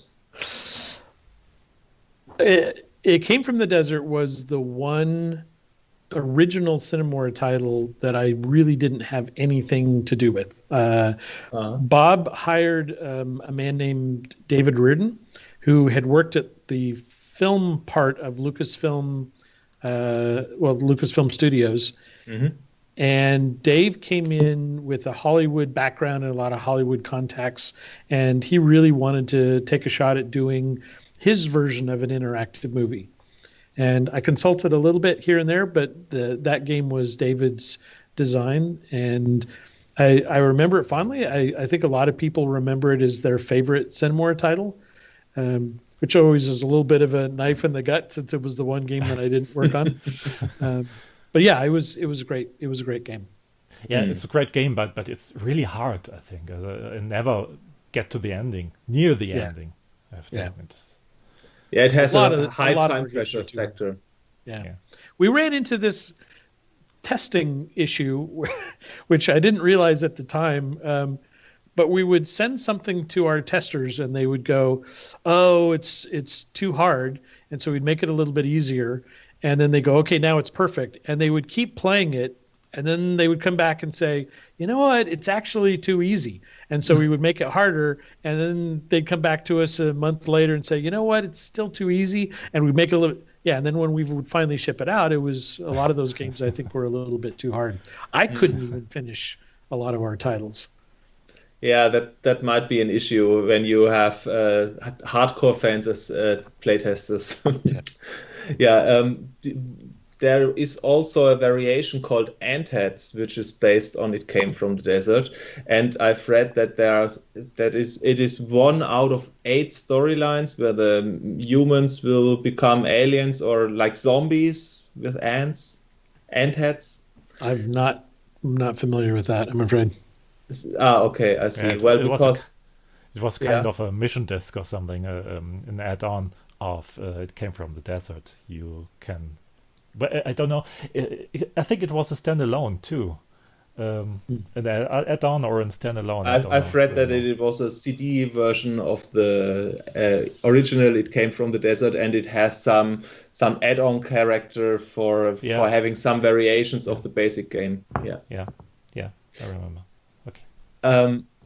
What kind of Cinemaware title would you would you like to see done with the modern computers? King of Chicago, Wings, Rocket Ranger, Defender of the Crown, Three Stooges.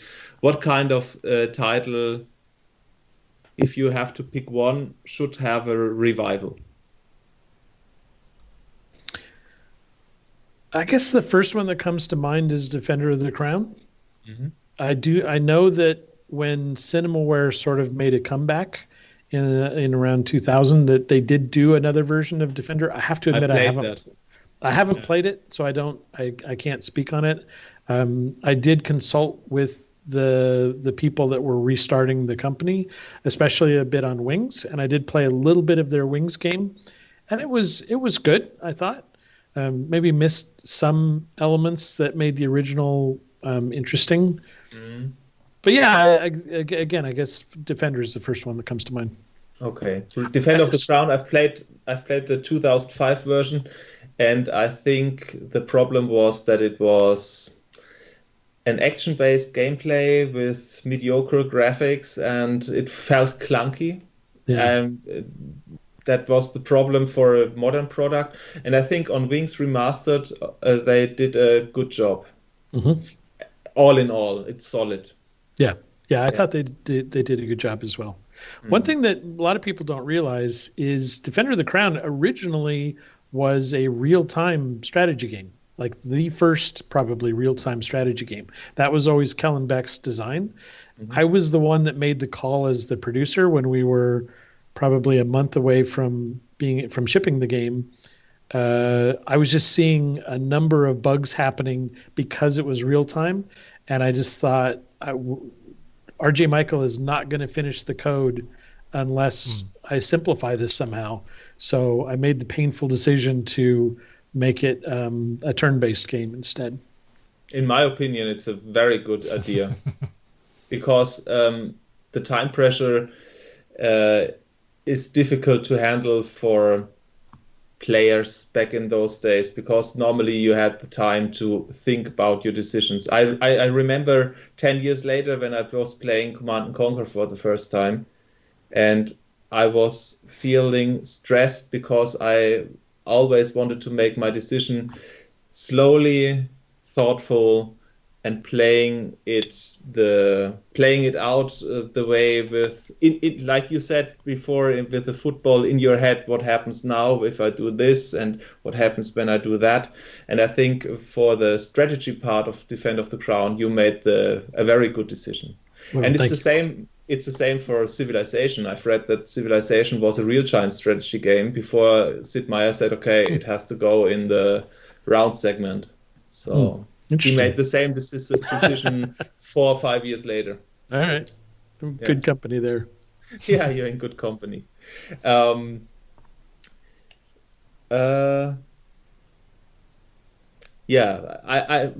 will you ask something and I will look up continue? I have to few questions. Delete some questions about it came from the desert. I have to overlook the questions right now, but I think at the Cinemaware time we don't have any questions. I have one more. Okay. But only because I read your blog, and I read every article of your blog because they were 90% of them were really, really funny. And I can't understand why you have finished your blog in 2015. You should reinvent it or revive it. After our podcast. So I'll be honest with you. When I was looking for a job before I moved to Europe, I thought I should have some sort of a portfolio, and I put that whole website together in 3 or 4 days. And I thought it'd be fun to put a blog on here. And so in fact, I was not thinking anybody would probably really read those. I just thought I have all these stories, and I would love to write them down so that I don't forget them for myself. And that's why I wrote most of those down. And once I'd written most of the ones that I could remember, I kind of forgot about it. I'm not even sure if I have access to the file anymore.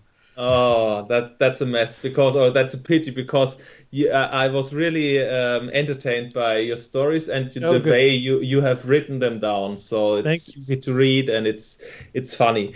I've read the first one I've read was about a guy called Will Wright, which came up to your booth and he showed you a game, and it wasn't Raid on Bungling Bay. Do you No. remember that story? Yeah. So this was when I was at Cinemaware, and we would go to CES, which again is the E3 now. And sometimes because of who we were, sometimes people would come up and pitch new game concepts. And I remember this guy, very tall man named Will Wright, and I think he was with someone else, I don't remember who, came up and started pitching this new game. Um, and it just seemed like a completely crazy concept at the time. It was SimCity, and he had all these wacky ideas in the early days of computers that you were going to be able to build this city and put in roads, and cars would move on the roads, and you could connect up electricity, and it would have sounded today like somebody coming in and saying, we want to do this sports game, and every person in the stands will have their own identity and their own name, and you can track them, and it's like, why would you want to do that? That's just a ridiculous amount of detail. The thinking everyone had was, it's okay, it's a weird idea, it's a kind of a fun idea, but you'll never be able to pull that off. And I was more intrigued with the idea, I think, than anyone else, but I thought that just sounds impossible. And Mm. we said no. And then he went off and made SimCity. Yeah, Yeah, and it doesn't fit in your portfolio of Cinemaware too. No, no, not too much. But we did get to the point where we were kind of interested in publishing games that maybe didn't Okay. really feel like Cinemaware games. Mm. So he came to you in 1988 or 1980. I think 1989 is SimCity released. So I've read the story that he was walking around for 2 years and no one wanted to buy the game. So that might have changed the course of Cinemaware. Maybe, yeah. Yeah. Yeah, but I think I totally agree. If you come up with saying, okay, you can simulate a whole city or a whole area, and you have that commercial district and the housing district and the industry, and you have the power plant and everything, that sounds ridiculous in the Yeah, mid 80s. it really did. Yeah. So I really enjoyed those stories, and I hope you will revive them. Were there some stories you didn't write down? I'm sure there were. I've read about a racist program spitting out all kind of different names. I remember Yeah. that story, and I remember some stories about your wife and your daughter, but I think they are more or less private. So I was going for the celebrities Yeah. to ask you. Did Yeah. I did I tell you the story, or did I tell you the story on the blog there about what happened with the art director on one of the games that I worked on? Nah, there's Okay. no story about that. All right. I'll try to quickly tell you this story. Yeah. So there was a person that I worked with at one of my game companies, very difficult, scary individual. They got laid off right before Christmas, and they called me about a week later on the phone. Just suddenly, I had an unlisted phone number. They called me and said, "Hey, I just want you to know I'm not going to go all postal or anything. And if you're not from the United States, going postal means you go into your place of business and you shoot and kill people." And then about a week before Christmas, I'm sitting in the house. It's the middle of the night. I couldn't sleep. My wife was asleep in the bedroom, and I'm sitting on the couch, and I'm watching a Christmas movie, and all of a sudden, from the door, from our front door, I hear screech, and I thought, what on earth was that? And I got up and I walked over to the door. I was thinking maybe it was an animal, like it was a cat or something that had come up. Screech. And it was coming from eyeball height. So it was clearly not an animal. And all I could imagine was this person that had called me earlier, standing out there in the middle of the night, scratching their fingernails back and forth across our front door. And all the color probably drained out of my face. And I don't know what woke my wife up, but my wife suddenly came out of the bedroom and she's like, what are you doing? Why are you standing over there? And I said, come here, listen. Scritch. And she's like, what is that? And before I could stop her, she reached over and threw the door open. And I almost had a heart attack. I couldn't even speak. I couldn't tell her. And she opens the door, and it was the Christmas wreath that we had hung on our door blowing back and forth in the wind. That's the penalty for you doing games like It Came from the Desert. I think so, yeah. I think you're right. Oh, yeah. Jesus. I almost left a puddle on the floor. I was really, really bad. With the phone call on the same day, I agree that this is very scary. And your wife didn't know about the phone call before? She knew. She just wasn't, for some reason, maybe she was tired. She just wasn't thinking. And she's like, what is making that sound? And then she tossed the door open. I don't know what woke her up. I must have looked like a ghost. I was terrified. I turned the lights on and off, trying to scare whoever it was away. I can imagine that situation. I had a situation where a drunk person was ringing all the night when you were pressing the bell. If you hold it, it was ringing all the time, so it didn't stop. And he was very drunk, and his wife threw him out, so they were breaking up, and he was very drunk and pressing the button the whole night. And I had a test on the next day, and he was always running when the police was coming. So he had 6 hours of bell ringing with 1 hour pause where the police was searching for him, and they caught him on the next morning. And I was going to the university and was failing in I didn't fail in many tests, but in that one I failed. And on the next day, I was going to bed and he was ringing again. And this time I went down from the 4th floor downstairs, and I said, okay, you may keep ringing. We will call the police again. You won't come in. And he was disappearing.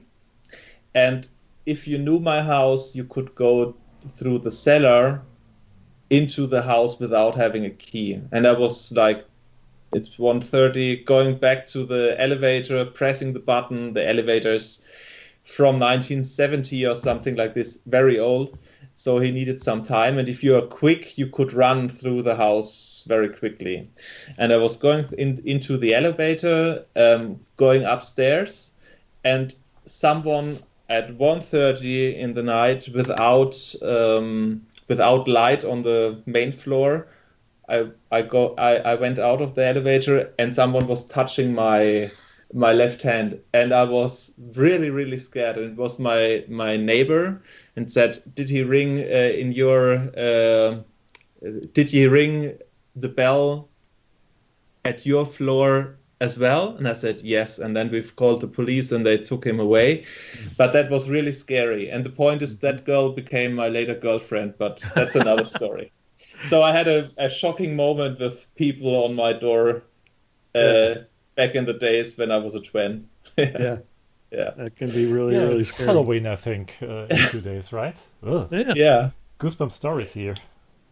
So your boss was very much into movies on Cinemaware, and I found an anecdote on the internet where you were furious that he was calling you Scarecrow, and your wife solved the problem, what he meant with that. Can you tell that story?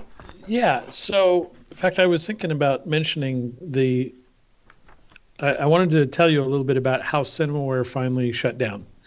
Okay. So I've mentioned that we should have done a sequel to Defender of the Crown, and we needed to get the TV Sports PC version out for Christmas. That didn't happen. Bob and Phyllis were negotiating with Electronic Arts to buy Cinemaware. Trip Hawkins at EA was all for the purchase, and then I think he got voted down by his board of directors, and that was sort of the nail in the coffin. Like, we realized we're not going to have the money to keep going, and Bob and Phyllis made the decision to shut the company down. Now, we had just come back from a consumer electronics show in Las Vegas, and I unfortunately at that show had gotten pickpocketed. Somebody stole my purse. Stole my wallet, and Bob and Phyllis loaned me a bunch of money so that I could just survive the rest of the weekend. And when I got back, and they made a big deal out of telling me, be sure to pay us back for this. Well, of course I will. And I got back on Monday, and I was a little bit, maybe my feelings were a little bit hurt that they were so adamant about paying them back. And so I brought the money in and I paid it back. And then about an hour later, that's when they announced that the company was going out of business. Bob and I had a really good relationship most of the 6 years. It kind of fell apart a little bit towards the end for a variety of reasons, partially the whole thing with the money, and when he formed a new company after Cinemaware and didn't invite me to be part of it because he said he wanted me to grow and move on, and which anyway, I was a little bit hurt by that as well. Anyway, the final day of Cinemaware, and Bob and Phyllis got up to give a speech to thank everyone, to say what a great ride it was. And he thanked some people individually, and then he said, and finally, to John Cutter, the Scarecrow. And at the time, I started thinking, Scarecrow, that's from The Wizard of Oz. Let's see, the Courage. The Scarecrow was the one that didn't have a brain. And I thought he was kind of insulting me. And so I went into Phyllis later, and I was kind of angry. And she said, Phyllis was his wife, and she said, "You big dummy. That's not why he said it. He said it because in the movie, Dorothy says, and to the Scarecrow, I'll miss you the most of all." But that makes it unexplainable that he didn't invite you to join the new company. So how was your contact in the following years? We don't talk a lot. I think we got together. I don't remember what the circumstances were. Oh, he went back to being a software agent eventually and working with developers and promoting them to publishers. And one of the companies that he was working with was Mass Media in Southern California, and that was run by David Todd, who was one of the employees at Cinemaware. He did Lords of the Rising Sun, and I think eventually became our director of technology. So I went to work for Mass Media for a while, and I wound up getting together with David and Bob, and we went out to lunch, and it was like old times, and we were sharing stories, and I told him about some crazy idea I had for a new game, and I remember Bob said, I'm really glad to see you haven't changed, John. You still have that creative spark. And so I think we have a good relationship now, but we don't talk very often. Okay, I see. Well, it's as long as you have a good relationship, that counts. Yeah. After Dynamics, you had several companies, and they were all located in Washington. I think that the private life plays a role, having a daughter, having a wife, not leaving your home area. But the biggest company in the state of Washington is Microsoft. So in your blog, and that's the last part, the last information I have from your blog, I will tell it other way around. Microsoft failed to recruit you 3 times over the years. So is it now inevitable that you will work for them when they are on the big shopping tour for their Game Pass? Will you end up in Mitosoft's hands after all those years? I think Microsoft gave up on me a long time ago, and I've given up on them. Yeah, it's funny. I definitely kind of understood the third time that I interviewed and did not make it through the interview process. Normally, I'm very good in interviews, and I get a lot of job offers. But Microsoft was the one nut that I couldn't crack, and I do believe that I would never have been a good fit there. I think Microsoft is looking for people that are really sharp and quick on their feet, and really good in meetings and eloquent, and I'm a bit more of a intuitive person. I don't like office politics, and that's super important, I think, if you're going to work at Microsoft. I've heard about some of the meetings they have where people are screaming obscenities at each other in this meeting, like they're about to come to blows with each other, and then someone will go, "Oh, it's noon. You guys want to go grab some lunch? Yeah, let's try that new pizza place on the corner." And then they all go out and have lunch, and everything's fine. That is definitely not who I am. Weird, really weird. Yeah. Strange business culture, yeah. But it's a very popular employer. Yeah. Yeah. Another thing that came to my head when I was looking at your biography is you always were linked to sports games. Also in the 90s, you were doing a baseball game and you were working for ESPN and so on. And you had those 5 games on Cinemaware, no matter which one was released, but you had a very deep interest in sports, also on GameStar Inc. Why didn't you join Electronic Arts or 2K with tennis or with their basketball or ice hockey series? You know, in some ways, I think it's also related to why I didn't want to work on any sequels. Okay. And I don't mean, I know this is going to come off as sort of self-deprecating. I think I'm a much more creative designer and game developer than I am an intellectual one. I am not good at taking something that already exists and figuring out how to make it better. I think I'm much stronger when I'm starting with something brand new and trying to make something unique, yeah, something that hasn't been done before. And I've gone through most of my career purposely trying not to compete against people that have been focused on a particular game genre for a long period of time. Like, I don't want to. If I was going to make a football game now, I would not want to compete against Madden. I would not try to make a game like Madden. I would try to do a fantasy game, which I think somebody's already done, where you have orcs and ogres and stuff playing. I would try to do a variation so that you can't do that direct connection. Before you go to the office of your boss, that game is called Blood Bowl. Blood Bowl, yes. Yeah, not that the same thing happens like with a Zack McCracken pitch.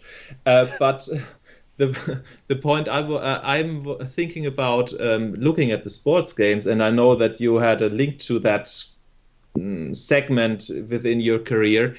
We were talking about the complexity, and today I think also these games, if you want to play FIFA or if you want to play Madden or any other sports game, you do not have to play many more games, because on the higher levels against the AI or online against other players, you need to focus really a lot on that game. The sports segment lost the arcade gaming, and I think if you ever come up with a football game, I think reducing complexity is a niche which might be bigger than the very big companies producing those AAA titles expect. I think it could be. Again, I'm always surprised. I want to like the Madden series, and every time I buy it, I can't really play it. I don't understand the interface. I don't understand the play calling. I think you have to have 5 or 6 years of experience playing previous Madden games for it to make sense. And it's like, well, this has got to be described in the manual somewhere, and it's not.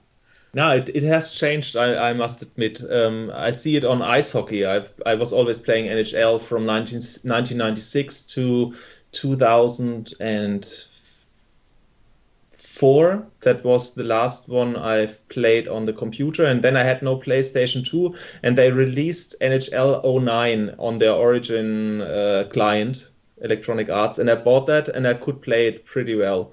And that was the mid of the PS3 era.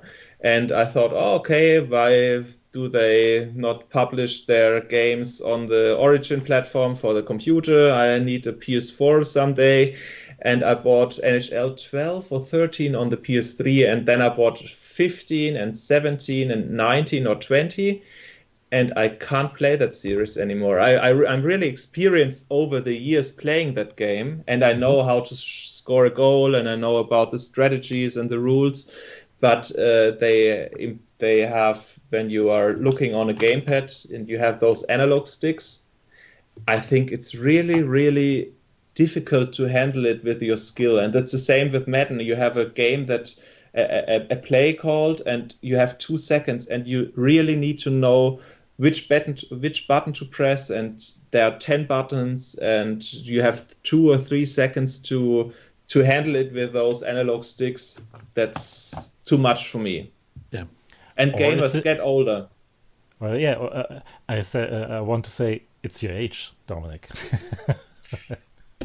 I thought that as well, but as a big sports fan, I play the 2K series in basketball every year, and you need 10 buttons, but I can handle that series. Okay. I can't play any other sports game other than FIFA a bit, and basketball I'm pretty good actually, but I have the same problem like John told us. I can't enjoy those very complex sports games, and I when I come back to an old game like Sensible Soccer or so, they are out of shape is not the correct saying for that, but they would need a revamped update to a fresh breath of air in that genre of the arcade sports games, and I can't see that for at least 10 years now. Yeah, I would agree with that. The other thing I was going to say, the other thing that I find frustrating with Madden is throwing a pass even to a receiver. You have to be able to look and see, okay, this receiver is covered, this receiver is covered, this receiver is open, and right as I see that and go to push the button, I get tackled. Yeah, like it's in every single time. And I'm just a split second too late every single time. And maybe it's also because of my age. My reflexes are not as good as they used to be. Yeah, that plays a role, definitely. But I think the problem is that you can't beat even the lower levels. Yeah. That's the problem. I have no problem with it when I can't beat world class or let's say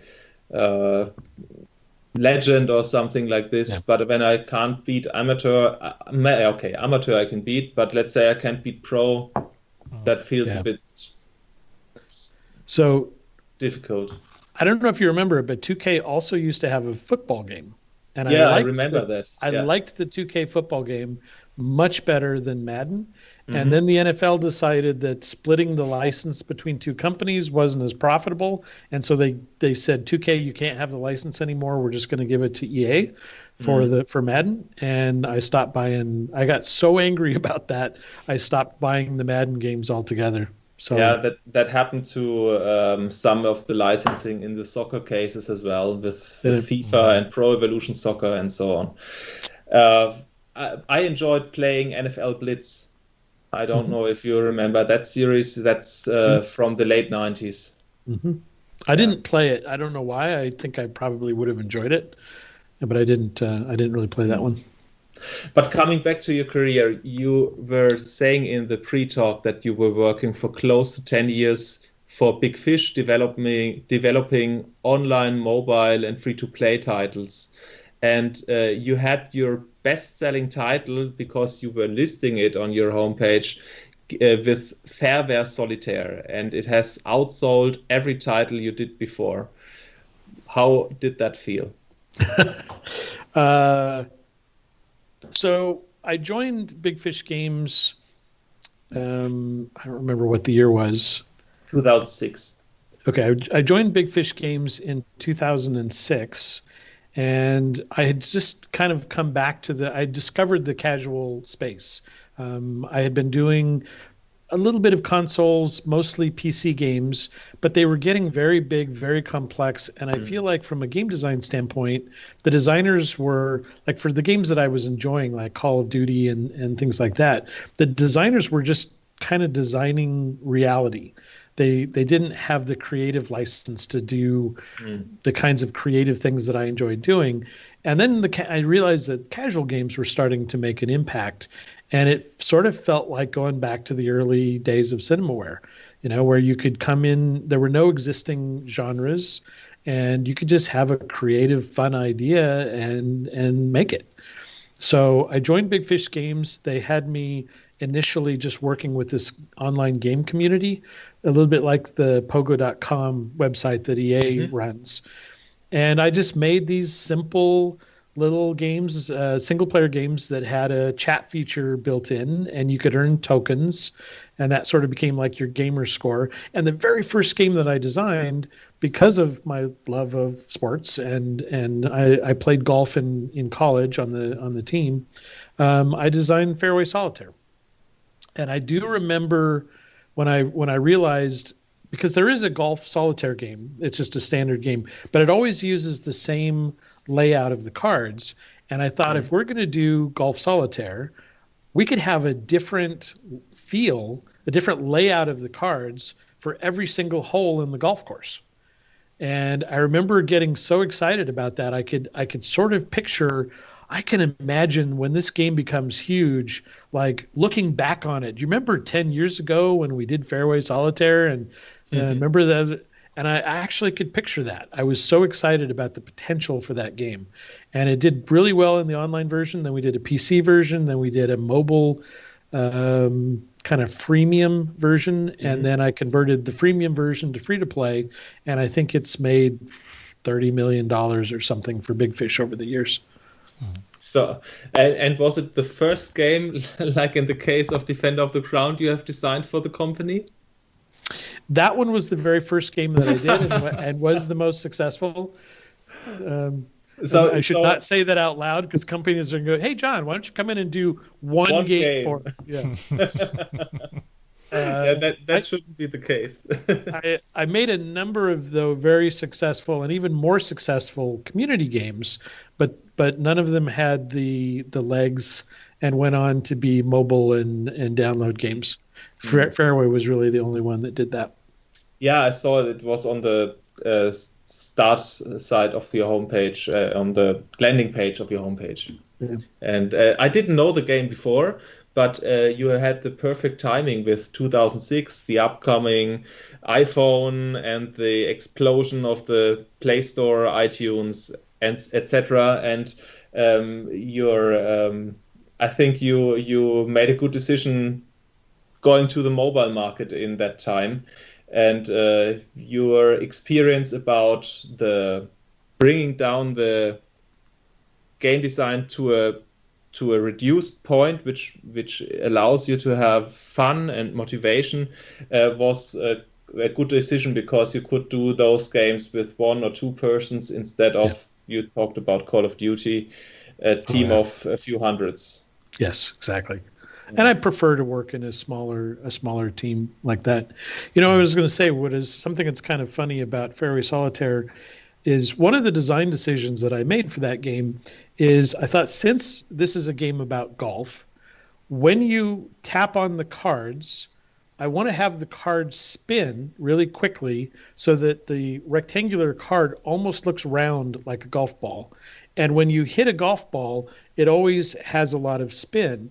And that was the other reason that I like the idea of the spinning. And depending on which side of the screen the card is, then when you click on it, will determine which direction it spins.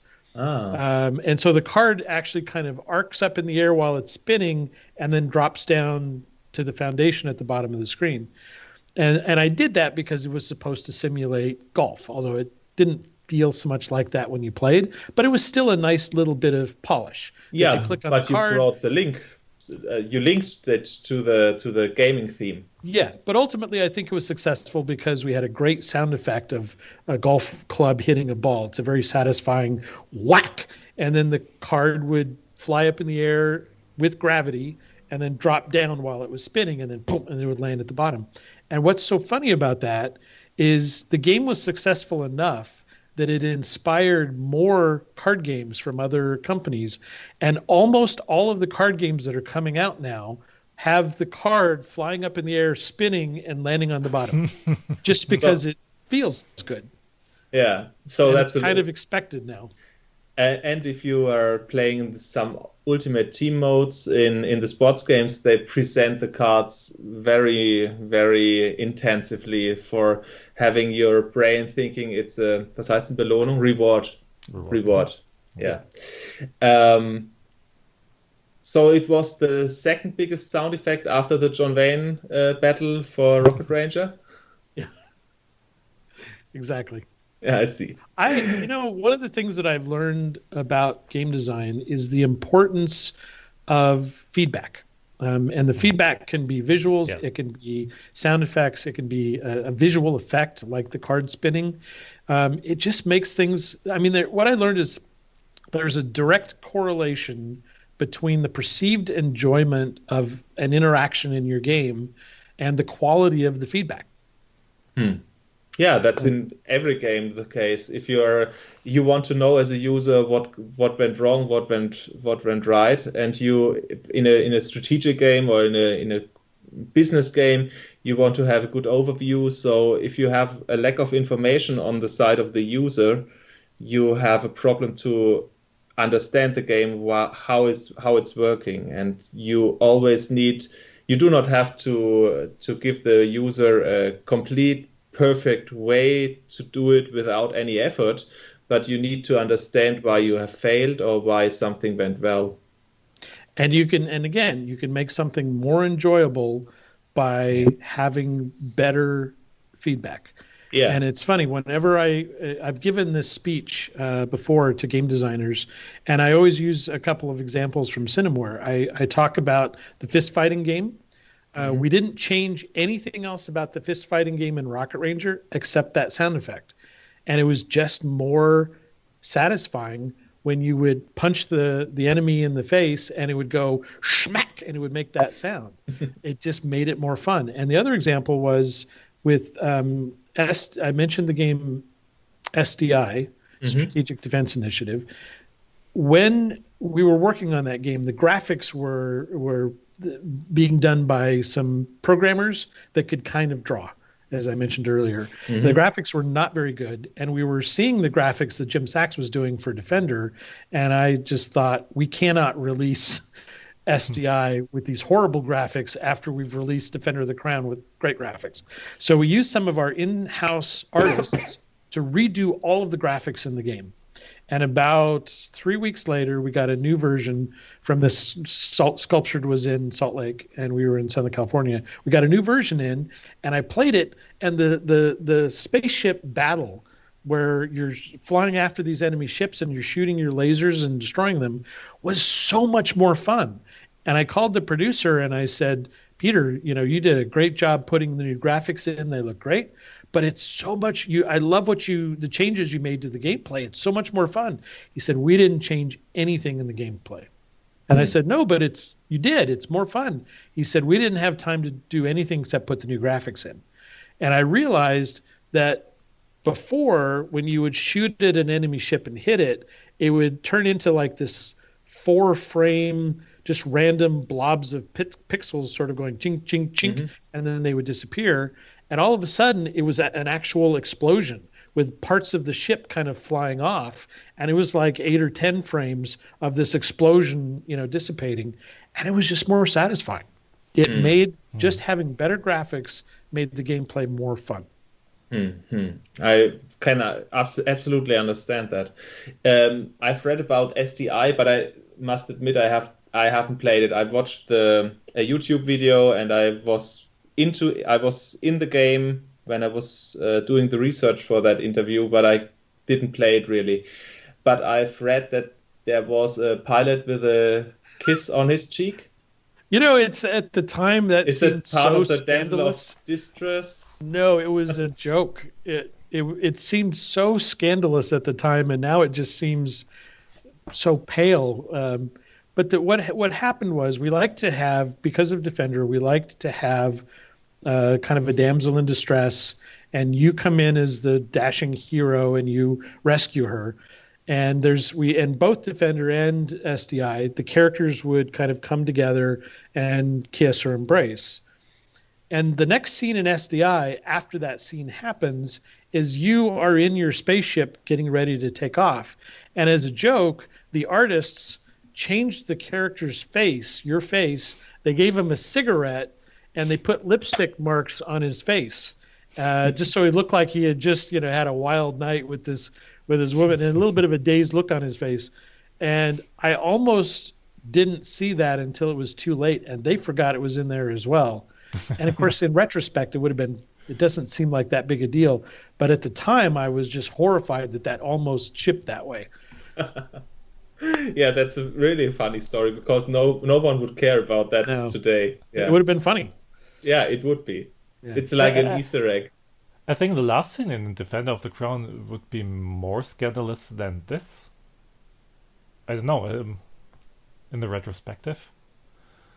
Where they're in front of the fireplace and she's wearing kind of a... Yeah. She drops off her clothes. You see her from the behind, only the top, of course. And the shadows, well, your fantasy can go ahead of. But I think it would be more scandalous than this.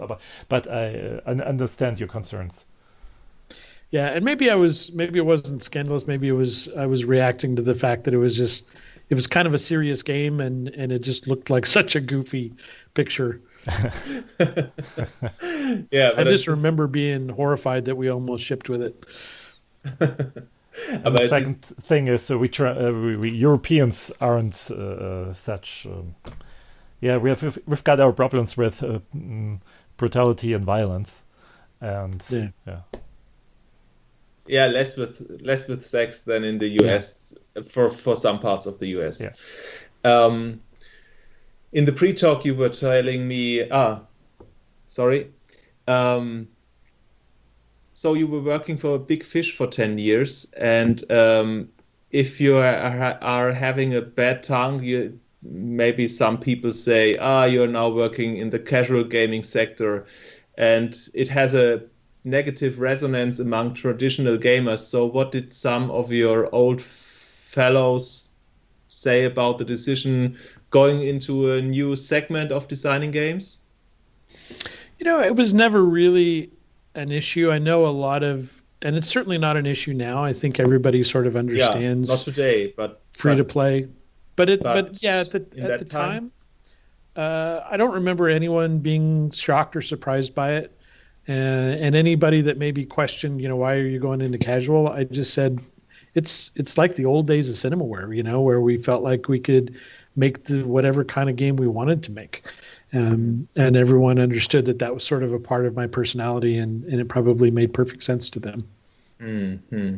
And is it difficult to know that companies tend to optimize on the pay-to-win side later on in that business segment of the casual gaming? That was a struggle. I think most of the Big Fish was very, because a lot of us struggled with it as the company made the transition from paid download games to mobile free-to-play games. Mm.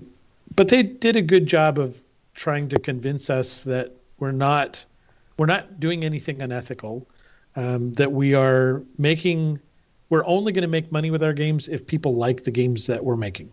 And we tried not to do anything where we were sort of cheating. We never cheated players. And I do remember I wanted to do a blast version, I wanted to do a 30-second version of Fairway Solitaire, where you would just play with a timer on. There was a match 3 game. What was that called? Bejeweled Blitz. Mm-hmm. Yeah, so I know that. We wanted to do a Blitz version of Fairway Solitaire. But what would happen is you would get down to where you only had a couple of cards on the screen, and all of a sudden, and you're trying. I don't know if you know the game, but it's. I know the game from YouTube. Okay, but if there's a 3 and a 7 on the screen, then down below, and there's a 5 on the foundation, you can only play a card that is 1 lower or 1 higher than the numerical card that's on the foundation. Mm-hmm. And what would happen is when you got down to only a couple of cards, you would draw, couldn't play, draw, couldn't play, draw. And meanwhile, the timer is counting down. Draw, couldn't play, draw, couldn't play, draw, couldn't. And then the timer would run out. And I thought, well, that's not fun. So we started cheating and we said, if there's less than 3 cards on the screen, you have a 50% chance of the next card being playable. If it's not, then there's a 75% chance, then there's a 95% chance, and then a 100% chance. Mm-hmm. And within the company, we got some negative feedback on that. It's like, don't play around with the odds in your games, because then players are going to be convinced that you're playing around with the odds elsewhere. So we tried to be very ethical about things, and we were always told the people that are spending so much money, the whales, are the same people that will rent out, box seats at the Yankees game and fly people in from all over the country. They have more money than they know what to do with, and so they'll spend $1,000 or $100,000 in your game, and that's okay. Mm-hmm. Yeah. Whether that's true, 100% true or not, that was the rationalization, I think. I see. Well, how did your recognition of your decision to become a game designer change within the decades? In the 80s, I think many people would say, okay, do something like calculation or maybe program a software for businesses. Why do you want to go into the gaming business? How did that change over the years?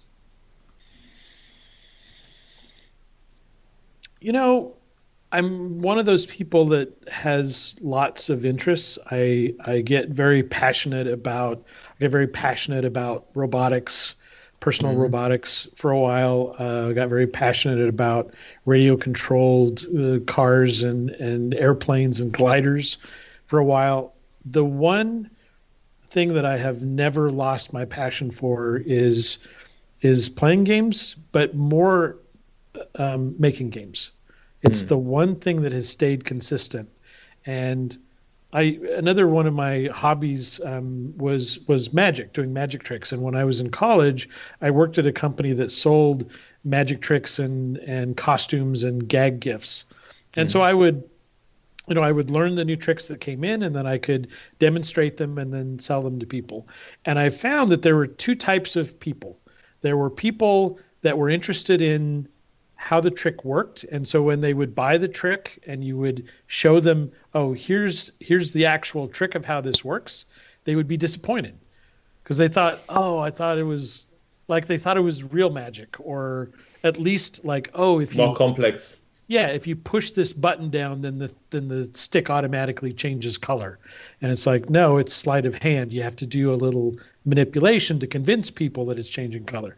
Oh, and they were disappointed. But then the other people were the ones that were still excited because they wanted to do that cool thing and show their friends and show other people.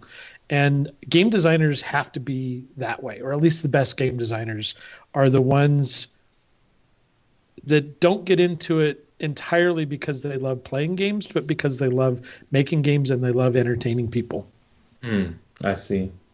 And now you have left Big Fish in 2015, so you're now working for another company in Europe for the first time. And you were telling me some things shortly about your employer in the pre-talk. Can you tell me what you have done within the last 5 years? Yeah, so I worked at Big Fish for almost 10 years. And when I decided to leave there, I was talking to my wife. I'm getting older, obviously, and sort of in the twilight of my career. And my wife said, "What do you want to do next?" And I said, "Well, I want to keep making games because it's what I love doing, but I'd also love to travel. I've always been such a workaholic and so focused on the games that I'm making. I've never really taken the time to do a lot of traveling. And my daughter is a big traveler. She won a scholarship to travel around the world when she was in college, and she, anyway, it's another story, but she really gave us the travel bug. And all of a sudden I thought, if I could find a game job in Europe, then I could keep doing what I love to do, and we could travel around on the weekends to different countries. We could take vacations. We have more vacation time in Europe. And I interviewed at 3 companies, Seriously, Pretty Simple in Paris, France, and then Wuga in Berlin, Germany. And I got offers from 2 of those companies, and I decided to go work for the company in Paris. So my wife and I lived in Paris for 2 years, which was amazing. And then I left that company and went back to Wuga, who had made me an offer before. And I said, "Are you still interested in me?" And they said, "Yes." And so I came to Berlin, and I've been here for about 3 years now. I can tell you a quick story about Berlin. Mm-hmm. When I first interviewed here, I was a little iffy on the city because there's a lot of graffiti, and I grew up in Southern California. Mm-hmm. And if you're in an area that has a lot of graffiti, it usually means that there's gang activity, and you don't want to really be in that area, especially after dark, because it's dangerous. And I think maybe because of that, I just was a little bit put off on my first trip to Berlin. Mm-hmm. But when I was thinking about coming back, I asked my new boss, who was also from the U.S., I said, "You've been in Berlin for a while. What do you think of living in Berlin?" And I expected him to because he was trying to hire me. I thought he would immediately go, "Oh my God, it's great. Love it. It's perfect." But he didn't say anything for a minute. He just kind of went, And I thought, okay, that's not a good sign. But then he said, Berlin is like that sweatshirt that hangs in your closet that's too big, and the sleeves are kind of ratty, and it's got weird stains and smells, but it's just really comfortable. You just like wearing it. And he said, Berlin's like that. And I've lived here for 3 years now, and I understand what he meant.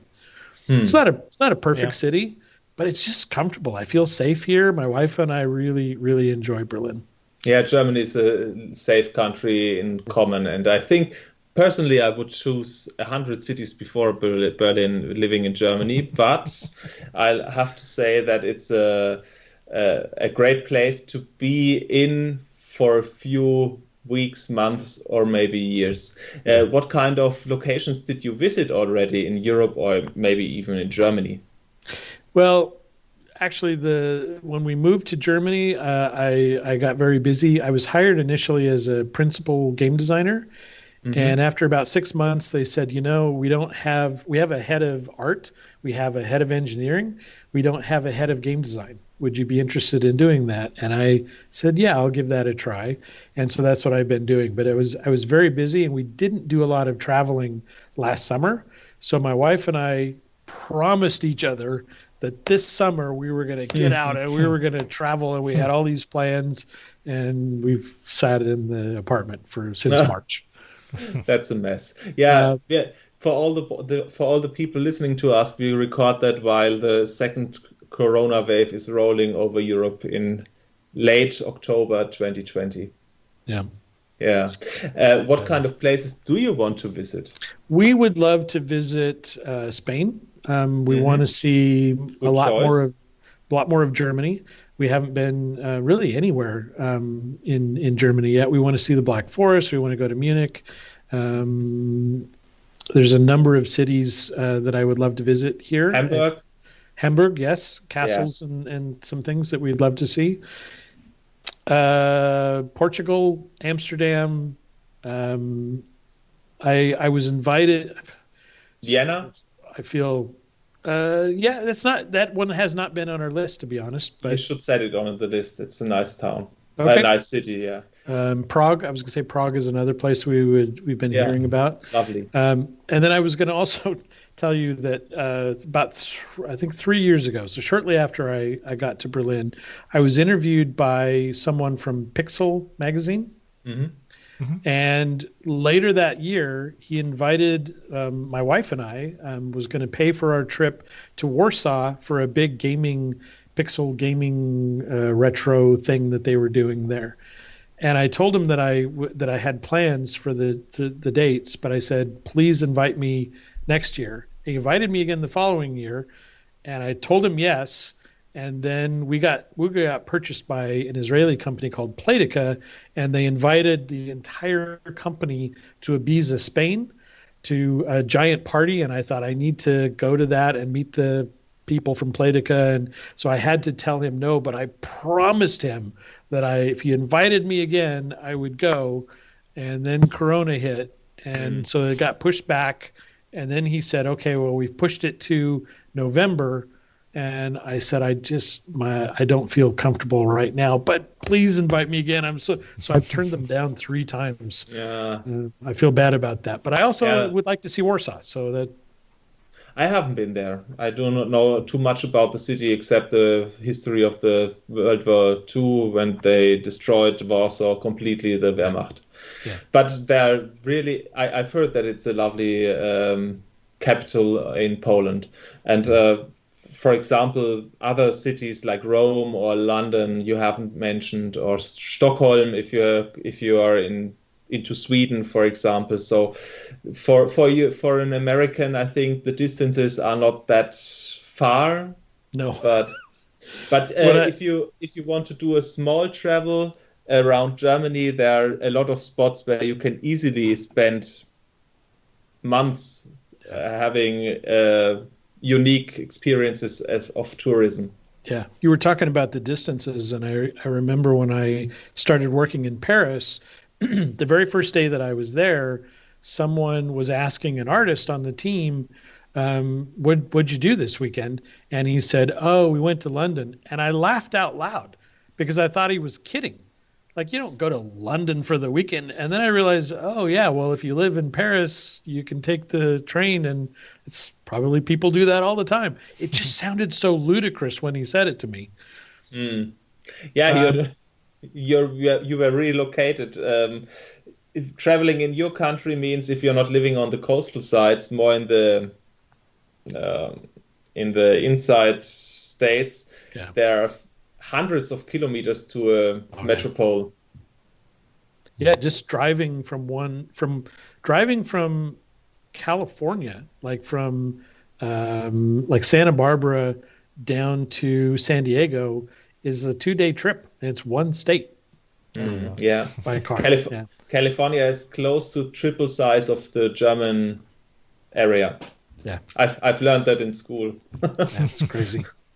I was going to say that I did a Muppets, a Jim Henson. Yeah, Muppet I've read that. game Yeah, a number of years ago, and I did get to go to London 3 times while we were recording the performers for the game. And on the last trip, I even brought my wife, and we did some sightseeing. And yeah, love that. I'd love to go back to London. I'm a bit of an Anglophile.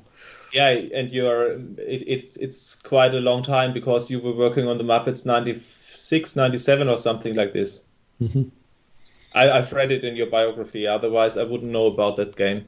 But it's worth a visit, London, and it has changed a lot in the last 20 years because people invested heavily money in London itself after the euro came up in 2002, the currency. Yeah. So now the money's leaving London. So start your visit earlier. Yeah, for sure.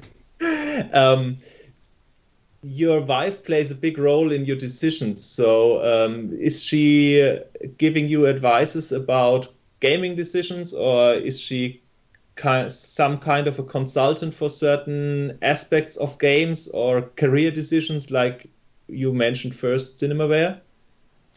Yeah, she's so I talked to my wife about games for 2 reasons. One, because she plays games, and a lot of the games that I make now are the audience for those games is women, middle-aged and older women. And so my wife is right square in the demographics for that. So I'm constantly getting her feedback, and I will have her play things that I've been working on and say, what do you think of this? And so she is a great source of feedback for me. And also, if she's tired and can't sleep, because when I start prattling on about the next game that I want to do, it frequently puts her to sleep. Okay, I see. But in short, on some aspects, companies hire two for one. Yeah, I would say that's true. She's That's kind of my funny. secret weapon. I see. Yeah, well, that's you shouldn't underestimate that when you have someone who's having some other point of view on certain aspects, especially if you're very deep into a project. Sometimes an external person who's really good at knowing you and the things you have done and the process of thinking, and they can relate to that. That's worth a lot. Yeah. I have another story that is in the blog, but I can tell you if you think that would be useful potentially. Yeah, you go ahead. So this was just a crazy story. There were one of the companies that I worked for. You know what? I will start this again. Let me. No problem. Trying to remember the name of this.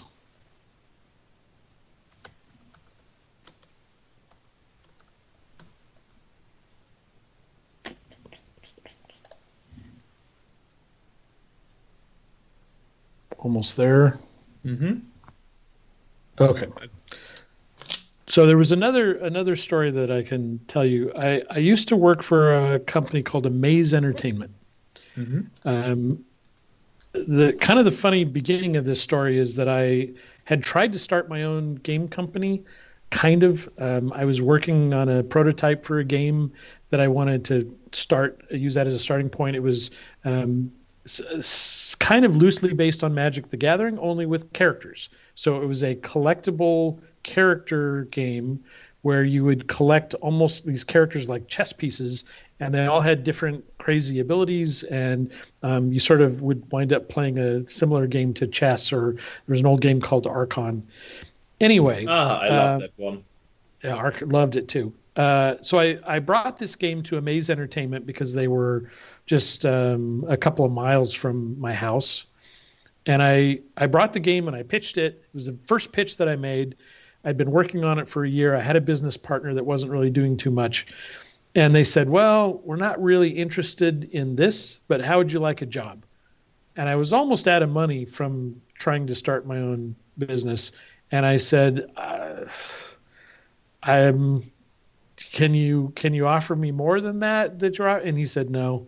And I said, well, do you have a signing bonus he said, no. I said, are there royalties? Is there profit sharing? No. Could I start in a month because I've been working really hard? He said, no. Okay. They were 2 miles away. I wouldn't have to move. My daughter was in school. And I just thought, all right, I might as well do it. Anyway, Amaze Entertainment, you might want to start the story here, actually. So Amaze Entertainment was a company that was famous for figuring out who was producing a new movie that was coming out, finding out who the developer or the publisher of the game for that movie was, and then doing a big dog and pony show to try to get them, the movie company, to say, we want you to choose this developer to make the game. So we learned, Amaze Entertainment learned that a new movie was coming out, The Lion, the Witch, and the Wardrobe, the Chronicles of Narnia. Okay. Which was a book series that I absolutely loved as a kid. And they said, Amaze said, we want to be the company that makes the game for this. Disney was going to have the publishing rights for the game. And so we invited 3 executives from Disney to come to Amaze so that we could present them our pitch, and then hopefully they would choose us. This was the pitch that actually we spent months preparing. The Disney executives came into the offices. We took them back to the conference room. there was a wardrobe, because it was the Lion, the Witch, and the Wardrobe, and you entered this magical world through a wardrobe. So we had this big wardrobe. You open the doors of the wardrobe, which was in front of our largest conference room.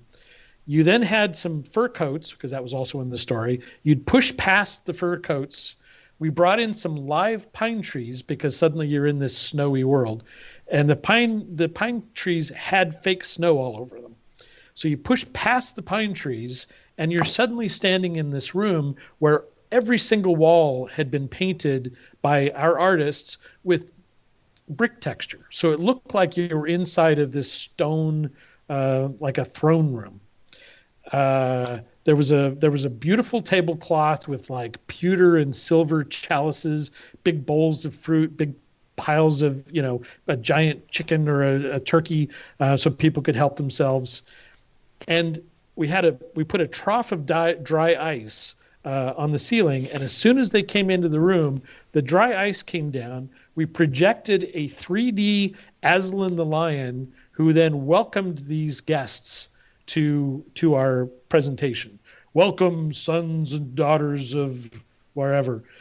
So they walk through this 3D projection past this beautiful table, and we had built a raised platform, I am not kidding, in the back of the room, and put 3 ornate thrones so that they could sit, the 3 Disney executives could sit in the thrones while we were making the presentation. It gets even a little bit crazier. In the bowl of fruit, they had hidden a microphone, and there was a station in the next office with a person with a headset and a little microphone on, who was monitoring everything that was happening in that room and lining up all of the people that were getting ready to make their next pitch. Because we wanted to do the PC version, we wanted to do the console versions, and we were making separate pitches for each one. So this person's in there with a clipboard. All right, I need James, I need Tom, I need Tim. You're going to go in 3, 2, 1, go. And as soon as the first group would walk out, the next group would walk in. Hi, we would like to pitch you on the console version. And we had like these beautiful, elaborate, pitches, that had a leather bound cover on them. Now the upshot of this whole story, this crazy over the top presentation we made, is that only 2 of the executives actually made it from Disney. So there were only 2 of them sitting in the back of the room looking extremely uncomfortable in these big ornate thrones while they're listening to the presentations.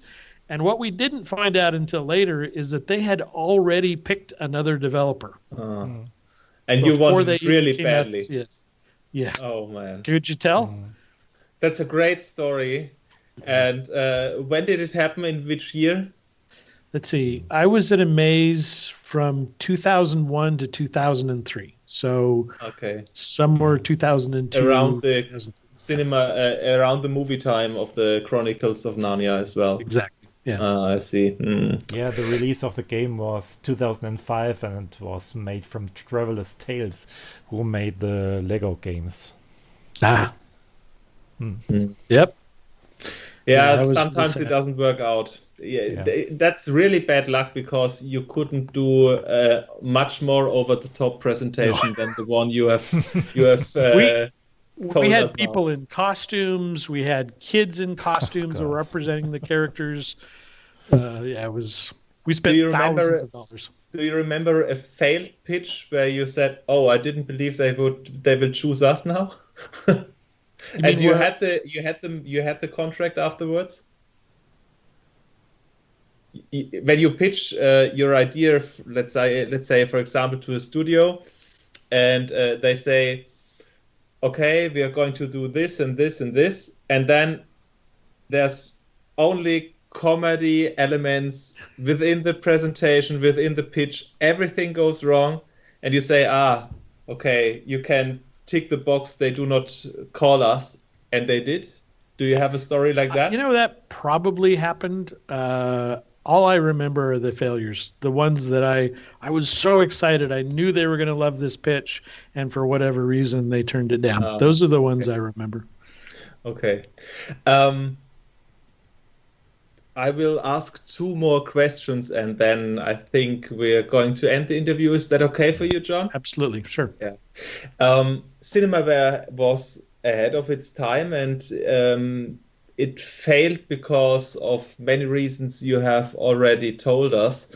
But do you regret that it was often recognized as a collection of mini games, or did you fail to make the next step, telling interactive story or something like you have told us in the very beginning, as an adventure-like story? Because most of the Cinemaware games are not adventure-like.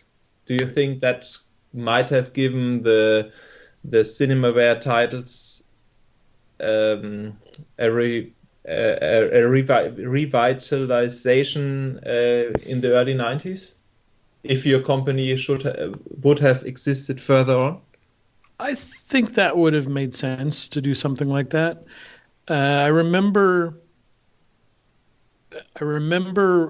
as we were kind of in the final days of Cinemaware, and people could tell that we were not doing well. I think still the sudden closure caught a lot of people, including myself, by surprise. Because I think we were expecting Electronic Arts to bail us out. We didn't realize that had fallen through. But I do remember a game from Origin Systems from Chris Roberts coming out called Wing Commander. Yeah. And somebody brought it into the office, and Bob came by, and we were all kind of looking at it. And I remember he just kind of hung his head and said, this is an interactive movie. And I think he felt like that's the kind of game we should have been making the whole time. It was sad to see him have that kind of reaction. I think, and I remember thinking even in the final days, and it's a lot more obvious now, of course, we would have done better if we had done fewer games, like little mini games, and spent more time making them really good. I think we had the feeling at the time that if you give people 6 or 7 mediocre mini games, that's better than 1 or 2 good ones, because look, you get 6 or 7. And in retrospect, I think it would have been better to do the 1 or 2 that were really, really good.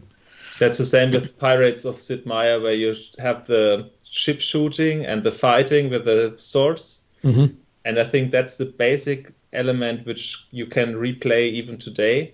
But if you say you have those dancing things we introduced in 2004 or 5 with that brand, it doesn't make sense. It feels like überflüssig. Weißt du, was das heißt, Sascha? No, I would say senseless. It feels like superfluous. Yeah, I googled it. Otherwise, no chance to know that word. So, if Cinemaware has some kind of, I'll have to look up another word. It's getting late, so if there is a spiritual successor of the Cinemaware brand today, in my head there are the Telltale games. Did it with the Telltale formula, where they had an interactive connection which felt like you were playing parts of a TV series or a movie. The full motion videos regained some popularity within the last years, and Quantic Dream always comes up to my head with David Cage and games like Detroit Become Human or Heavy Rain, but they are all focusing on quick time events and time pressure decisions. Most of them are morally good or bad, or you're in a kind of I Google it. It's really getting late. Predicament? No, yeah, predicament. You're in the situation where you can choose 2 bad things. Do you think that would have been a good way to develop Cinemaware further on, besides reducing the mini games to 1 or 2 good ones, to tell full stories in your games? I think that makes sense. I guess I would like to think that maybe not so much in our execution, but certainly in our intent, that we wanted to be Naughty Dog. My favorite game series of all time, of anything that I have ever played, is the Uncharted series. And I feel like that is the ultimate, for me, that is the ultimate interactive movie. And that's what we were shooting for. Especially part 2 and 3, yeah. Yeah.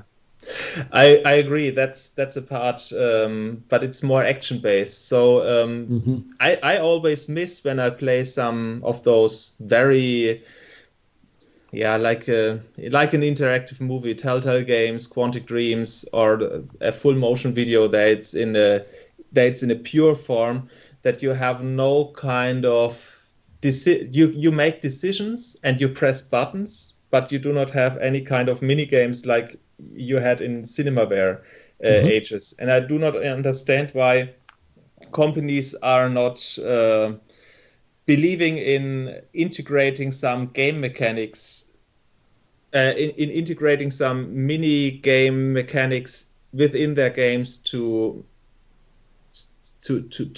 link something with the past people knew, and to give them some kind of interactive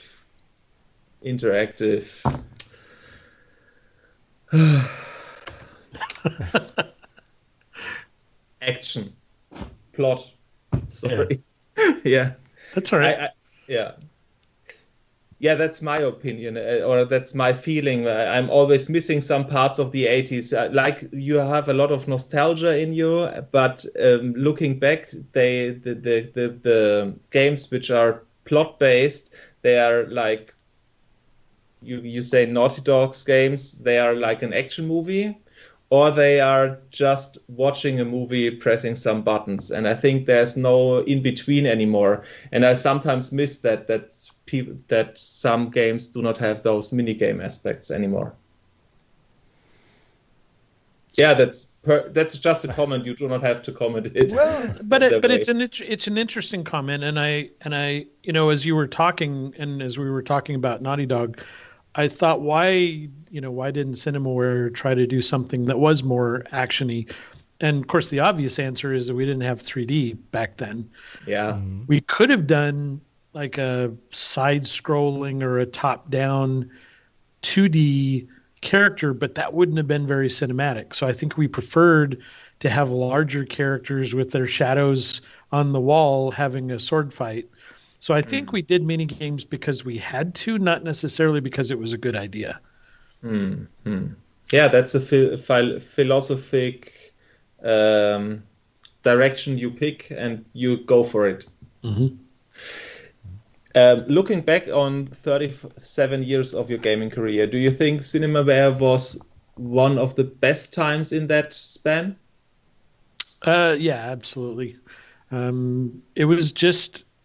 It was so exciting, so heady to be working at one of the top companies at that time in the world, the company that everybody sort of looked up to, and they were looking to us for inspiration, and we sort of felt like rock stars. You were for some time. Yeah. I think Cinemaware brought the Amiga to this position, to this high position. I think so too. My example of myself, I saw Defender of the Crown, and I wanted an Amiga at any cost. I couldn't afford it, but at any cost, I wanted this Amiga 1000 at this time. I gotten a 500 then, but it was amazing to see these games, and even if such games like, for example, SDI had not the best. The tests, not the best reviews in Germany, but I was amazed about the graphics and the presentation. I liked them. It's funny. I don't remember us having any kind of real relationship with Commodore, despite the fact that we were sort of a system seller for them. I mean, these days, obviously the hardware companies, Sony and Microsoft, go out of their way to romance the Naughty Dogs and the companies that are making all the money, because they know that their games are going to help sell systems. Yeah. but I don't remember us ever, getting any kind of extra attention or special attention from Commodore in those days. And I don't think we thought to ask for it. The problem was that Commodore was always trying to sell them as business machines, not as gaming machines. And I think that's the issue of the company, Commodore. And that's why they didn't approach developers. Yeah. Could be, yeah. Nintendo did in the same era. Yeah. So I think that's the main difference. Yeah, it could be. Yeah. But it was really amazing that you have shared all those stories with us, and it was really fun to have those nostalgic moments with you. And I must say, you said in the beginning you won't remember too much of your games. You remembered a ton of information about your old games. Absolutely. All I remember were I honestly had forgotten that we had worked on a baseball game. And I don't remember the hockey game. And we may have even released that baseball game. I think it was mainly because I didn't produce or design the baseball game, and it kind of was done out of sight, out of mind, I think. Mm-hmm. By the way, I had one question for the two of you. How do you know each other? Are you old friends from school, or?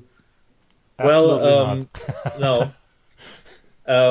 Sasha is a podcast fan, and I am someone who wanted to start a podcast, and we've met a friend of us linked us together, and so we started the project. And that's why our gaming experience is very different. So if you are talking about a game, most of the time only one person knows the game well. But in your case, you have made all the games of Cinemaware, and we've played everybody of us has played some of them.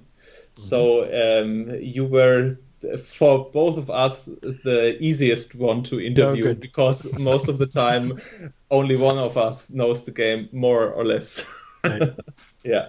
And we're doing it for 4 years, most of the time without audience. And in the last summer, we were kind of recommended by one of the most famous podcasts or most successful podcasts in Germany. And since then, we have numbers that remarkably increased. Yeah. We never dreamed of.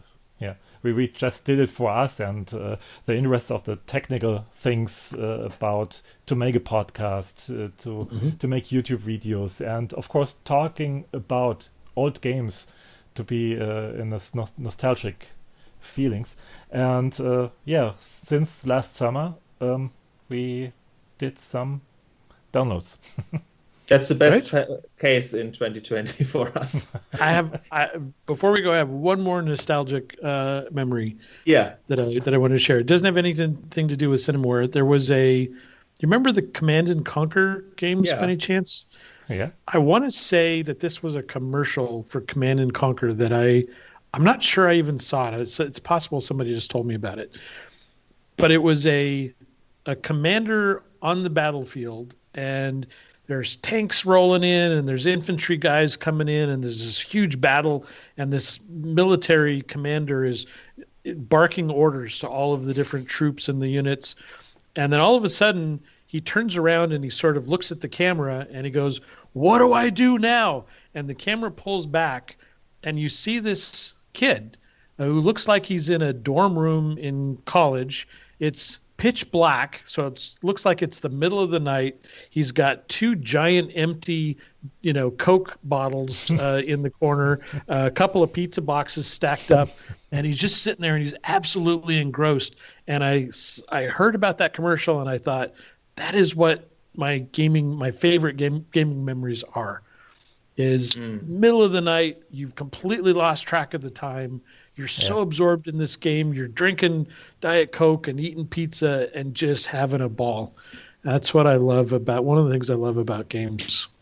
Yeah, and I think everybody who loves games understands exactly what you were describing. Yeah. Yeah. That's the same case for us. I'm doing the podcast because I want to revive my old memories, and sometimes it's hard to look at those games back with the perspective of 2020, but I always try to remember how I felt when I played them first, and I always succeed to do so. And I still see the art and if something was fresh back in the days, I can remember that pretty well, and that's why I enjoy doing a podcast. Yeah, that's the most. Yeah, the most important message in our podcast, to see it in the eyes from the past and discuss it from this perspective. Yeah. So that's the intention of our podcast, and we just did it 4 years without a remarkable number of audience, I would say. We had listeners, but they were not as much as they are now. Congratulations on your success. And thanks you very much for having me. Yeah, thank you. It was a great pleasure. Yeah, thank you for your time and the great anecdotes and stories. And the most important thing, take care of yourself and your wife during these crazy times and stay healthy. Thank you very much. All right. All right. Thank you very much. And have a good time and a good night, because it became late. It's one of our longest interviews. Yeah, that's my fault. I tend to run on a little bit. No. I will speak about Betrayal of Crondor. I will play that one to interview you again. Yeah, that one, just quickly, you remember you were talking about how Dynamics had all of their flight sims. Yeah. I was talked into using the flight sim engine to make the RPG. I wanted to do 2D, and the team said, no, it has to be 3D. We use our flight sim engine. And it was a good choice at the time, but man, it is hard to play that game now. It is that is like early 3D blocky. Yeah, I know that's the problem. The 3D games, they are top notch when they will be released, but they age so badly. Yeah. You talked about Wing Commander. It was a great game at this time, and the presentation was really good, but you can't play it anymore. My opinion. Yeah. I will lift a secret for our audience. Sasha may propose every second episode, and he proposed a year ago Privateer. And I said, okay, I will play it. And I played it. And he said, oh, that's so awful to play today. He's not going to talk about that game. He wants to keep the good memory. Yeah. I've had a number of games like that. One other thing I was going to mention with Wing Commander, when that game came out, it was, of course, hugely influential and successful. And I was at the game developer conference. Chris won a bunch of awards for the game while he was there. And I wound up going out to dinner with a bunch of like Lord British, Richard Garriott, and Chris Roberts was there, and a number of other people from Origin. And Chris Roberts was at the other end of the table, and I saw him talking to somebody. And then he came over and introduced himself to me, because he said that Wings had been one of his inspirations for Wing Commander. So you're the grandfather of Star Citizen. Oh God! Don't put that on me. Ugh, maybe you get something like a cameo short version in Star Citizen on any kind of planet. I just was shocked that this was his show. Like he was a superstar at that show, and he took time out. This was of course after Cinemaware. Took time out to come over and talk to me. I thought that was really, really cool. Yeah, that it is. So. Yeah, and it's a cool story. Another cool story. Yeah, if you revive your blog, let me know. I will. Okay. I hope so. Okay. Thank you again, and good night. Thank you very much. Thanks good again, night. guys.